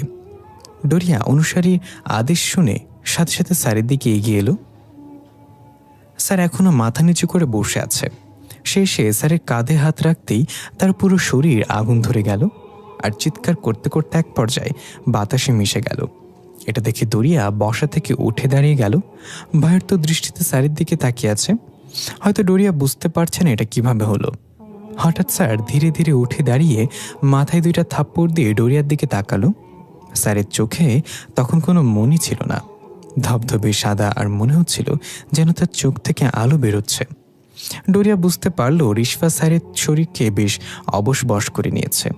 তাই ডোরিয়া হাসতে হাসতে তার সিংহাসনে বসে বলল, রিশফা রিশফা রিশফা, তুই কি ভেবেছিস গালিবের শরীরে প্রবেশ করে আমাকে হারিয়ে দিবি?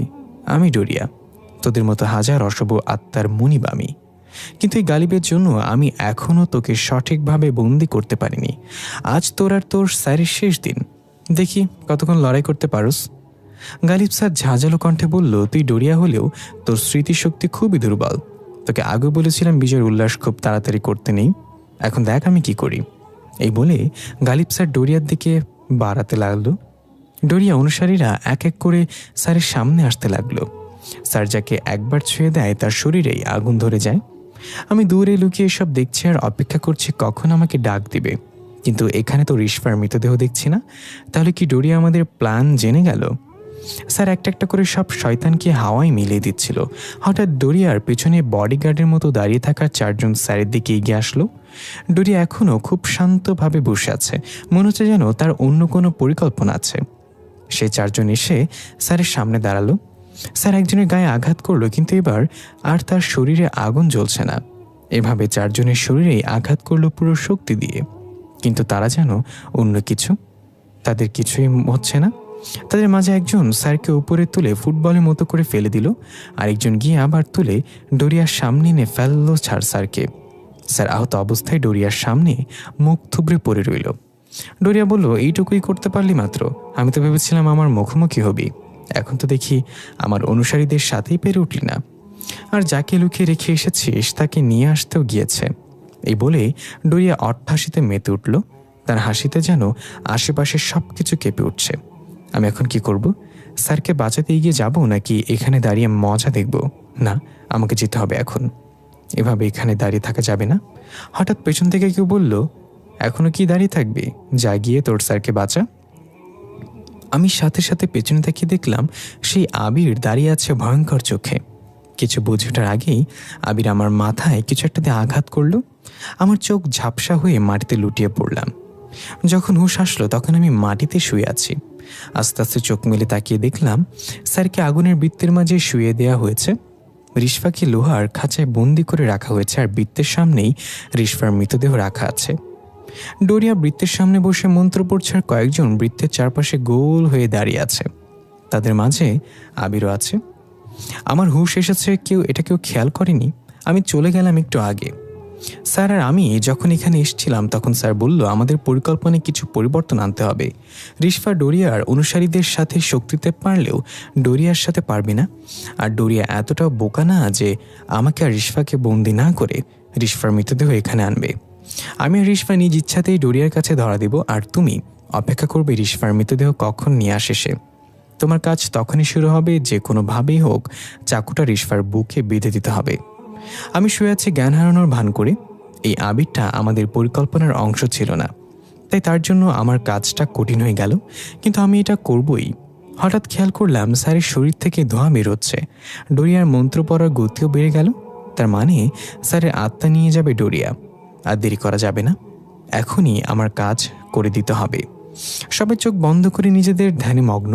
আমি ধীরে ধীরে কোনো শব্দ না করে উঠে দাঁড়িয়ে চাকুটা বের করে হাতে নিলাম।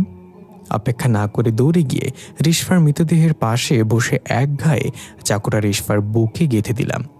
ডোরিয়া চোখ মেলে তাকিয়ে এই দৃশ্য দেখে রাগে অগ্নিশর্মা হয়ে আমাকে হাতের ইশারায় ছুঁড়ে ফেলে দিল। আমি উড়ে গিয়ে গাছের সাথে বাড়ি খেয়ে মুখ থুবড়ে পড়ে রইলাম। ডোরিয়া আশেপাশের সবাই আস্তে আস্তে হাওয়ায় মিলে যেতে লাগলো। আবিরও চিৎকার করতে করতে হাওয়ায় মিলে গেল। বাকি রইল শুধু ডোরিয়া। রাগে ক্ষোভে অপমানে তার সিংহাসনটা উঠিয়ে আমার দিকে ছুঁড়ে মারল। আমি তাড়াতাড়ি করে সরে গেলাম।